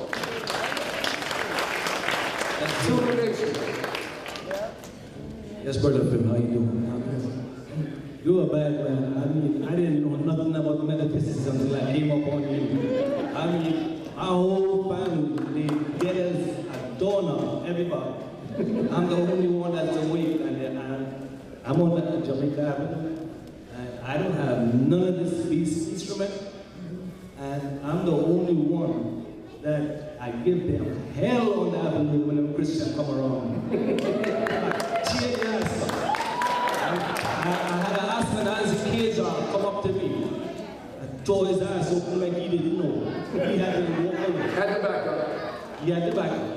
That's the only thing I know. You said you had did a DVD on the hollow walkers. I would love to get that and study it. I've been studying the DVDs. What you did on the extraterrestrials. Yes. If you know anything about them and the air and what it is they do. Okay. You wanted to know what? About the hollow walkers. Oh, okay. And the extraterrestrial beings that are here? Okay, the extraterrestrial news first. There is going to be an announcement sometime within the next 5 to 10 years, maybe even sooner, that we do have underground bases where they are extraterrestrials, and not only that, interterrestrials and aquaterrestrials that have been interfacing with us and the U.S. government and other governments around the world for the last 75 to 100 years. But that's nothing new because they've been here for thousands of years. Essentially, what we are dealing with, is that a lot of people think that we're crazy because we think about extraterrestrials, because anybody who thinks that there are no extraterrestrials or that there could not be anything that lives outside the planet Earth is living in a damn cocoon. The very fact that we have the capacity to dream ourselves and envision ourselves off the goddamn planet means we have been off the planet. The other thing is the Ethiopians already have admitted that they have a book that already dictates to them from their ancestors that they came from Mars. So did the South Africans. The Zulus have books that state they are from Mars. Now, white people are sending things out into outer space, and they're discovering all kinds of black-looking faces in different parts of the solar neighborhood. And of course, they have to chip off the lips and make it thin once again. Chip off the noses and make it pointed once again. We have to see that anything that had anything with a pointed nose or a straight line nose had to be white. So when you look at Ethiopians and see them with straight noses, you begin to wonder who it is they're talking about. But again, you may think that I am a racist because I keep talking about the fact that there is an evident disparity in the representation of African peoples in the general media. Why is it that we are not represented in the same capacity and at the same quantity as white people are in this day and age? Why is it that and I'm telling you, look at your television, every new goddamn television show is about some blonde woman who runs the show. It's become so sickening now that you really believe that a woman in those capacities can actually do all the jump kicks and the karate shit that they put her to do. It's bullshit. Okay? You need to stop looking and absorbing that because your children are absorbing it, which is why you see all these young black girls out here with all these damn black blonde wigs. Yeah.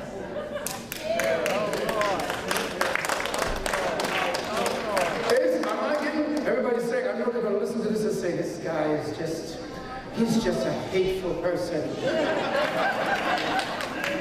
And he's such a racist. He's just a racist. No, I'm not a racist. I'm calling you a racist. Yes. And I'm telling you how I see you as a racist. All right. And you keep calling us nigger, nigger, nigger, nigger, yeah, nigger, nigger, nigger, nigger. Well, I don't mind being called a nigger because I know where nigger comes from. Nigger comes from negus, nagus, which means king. Yes. We know what nigger means, but see, if I call you a knuckle-dragging, Neanderthal cave maggot,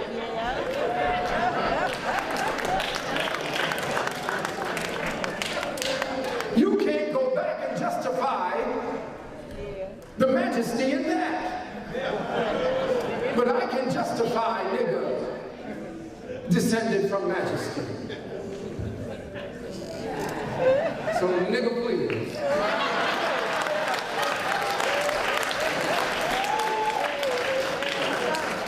As far as the hollow walkers are concerned, the hollow walkers are those who walk amongst us and do not have the energy of the breath form that they call the soul. All right.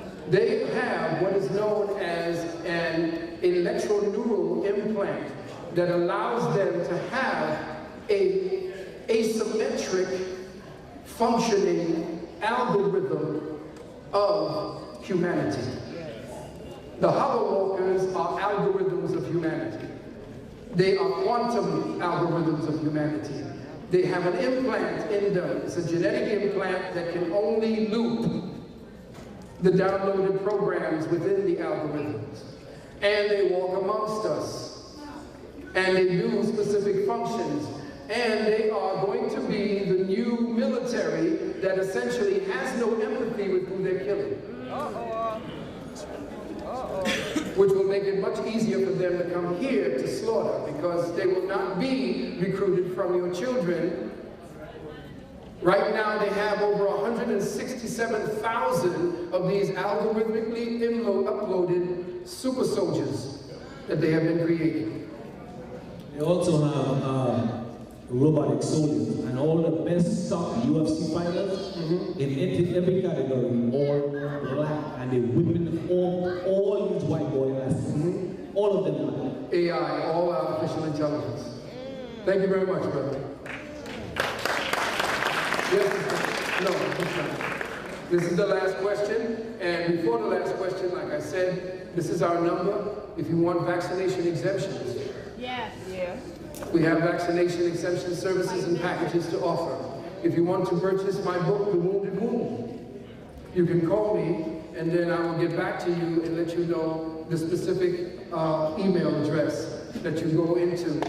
And if you wish to purchase my wife's book, which is 7 Steps to Healing and Wellness, you can call that number. If you want a consultation in health, you can call this number. If you want a consultation because your marriage is going bad, call this number. If you want a consultation having to do with just metaphysics and you want to ask me all kind of crazy questions, then you pay for it, but you can call this number. But I just want you to know that, let me ask, go ahead and answer your question before I close. Peace, Valentine. I want to thank you all, you and your wife. I know you don't like all the extra praises, but you all assisted me a lot with my young one, Zalila. I had a couple of questions for you. I went about, I had my daughter natural, 18-hour labor, no drugs, no vaccinations, didn't give up any footprints. I had to go to the hospital, but I was in and out. So she doesn't have the Social Security number, no birth certificate signed or anything like that, but now she's coming of age, she's almost 3. And I've been doing the flashcards and the ABCs and the 1, 2, 3s and things like that with her. And I was thinking about getting the homeschooling thing done early because it's my first child. I'm not sure how early to start. But I do remember you mentioning one time in a lecture that you did about sometimes it might be a little too early to start them reading because it kind of squares them out, if you will. Is it a girl? Yeah, her name is Alia. Oh, hey, pumpkin. And I had called thanks to Dr. Milani again for she had some earrings and stuff, and I got a lot of assistance from you and your wife. But yeah. So what is that about? I know it's a little bit early to implement that because I don't. The new paradigm that we're going to attempt to implement is that when we get our children, and of course you will have to volunteer your children, and we're going to have to take them from that age. I'm sorry, if they're older than 10 or 12, we're not going to be able to work with them. We work as what it will be a kind of intervention for them. Whereas we will be dealing directly with babies. We don't want our children to read. We don't want our children to look at television or to have any contact with the outside world through the media or through any electronic means until they're 7 years of age. The reason for that is all of the formative parts that give them the foundation of their interface and synchronicity and synthesis with nature happens from the womb until 7 years of age. If we do not enhance and amplify the empathetic signatures and genetics within that child, then they will be estranged from nature. They will not have developed the necessary instincts to be able to develop into true human beings. Because that was the first thing I said. The first thing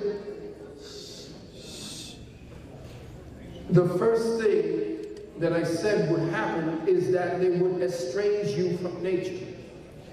once you have become estranged from nature, you no longer have the ability to know right from wrong. You have an artificial, asymmetric, algorithmic implant of what reality is based upon teaching, the synthetic teaching formats that have been given to your child about what reality is. Your child develops both sides of their brains when they have tactile interface with three-dimensionality. Three-dimensionality is what develops whole brain activity. When you have children dealing with two-dimensional vicarious experiences, there is no sensual contact to the other side of the brain. The colostrum does not get the crossover that a three-dimensional holographic thinking pattern and interface with the eyes allows that brain to be developed in. Now, the reason why I'm saying that is two-dimensional experiences, vicarious experiences, flat-screen experiences do not give you the senses necessary, the activity of the senses necessary to develop the entire brain. Your four senses, family, your sight, sound, smell, and taste. Listen carefully. Sight, sound, smell, and taste. Fire, air, water, and earth. The four senses and the four elements are living entities. And they are alive in these aspects. This three-dimensional sensual apparatus that you have, this processing instrument that you have for your brain needs the senses to give you three-dimensional information so that you have three-dimensionality of thinking in your brain.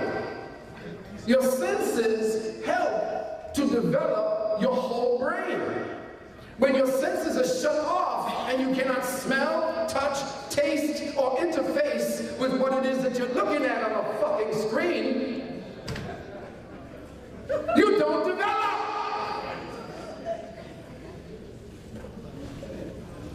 I get pissed off, please, you know.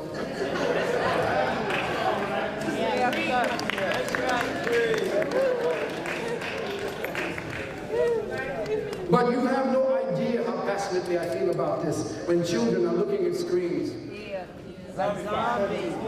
That's how they got us like that. And they say, oh, look at the tree. You don't know what the fucking tree is. Look at the dog, look at the bird. You don't know what a bird is. Yeah. All you know is the description. You have no definition. The definitions come from touch, smell, sight. Three-dimensional sight, not two-dimensional sight.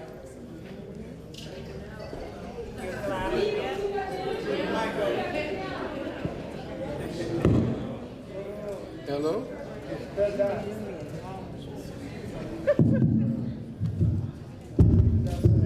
I got it. I'm getting ready to go off. They give me a clue. Yeah, that's what's happening. But three-dimensionality, as we teach in our university, three-dimensionality is developed. Brain, more synaptic linkage to information, more ganglionic growth based on learning from three-dimensionality. It develops the entire brain, not just half or a quarter of it. When you are looking at TV, you go into an alpha mode, which means that everything is bypassing the screen of your sensory energies, and then it goes right into your subconscious and then replays itself as your behavior later on. You don't even know why the child is behaving the way it is, because it's been downloaded with a program that has been big, the strobing. They give you packs of information in the strobe. And you don't know that the strobe is actually transmitting information to the subconscious of the child. The child now acts out and you say, what's wrong with that child?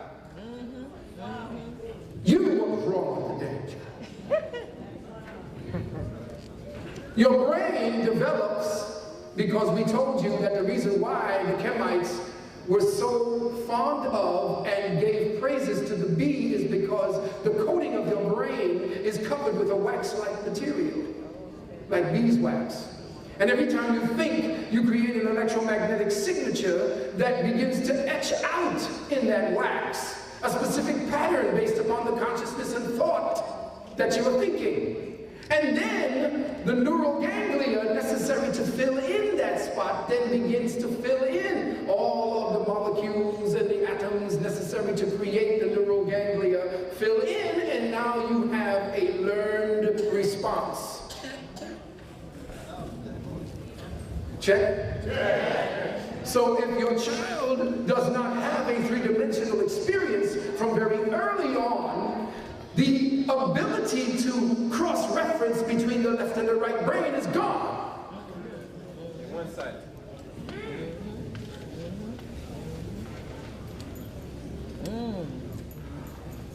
I rest my case, Your Honor.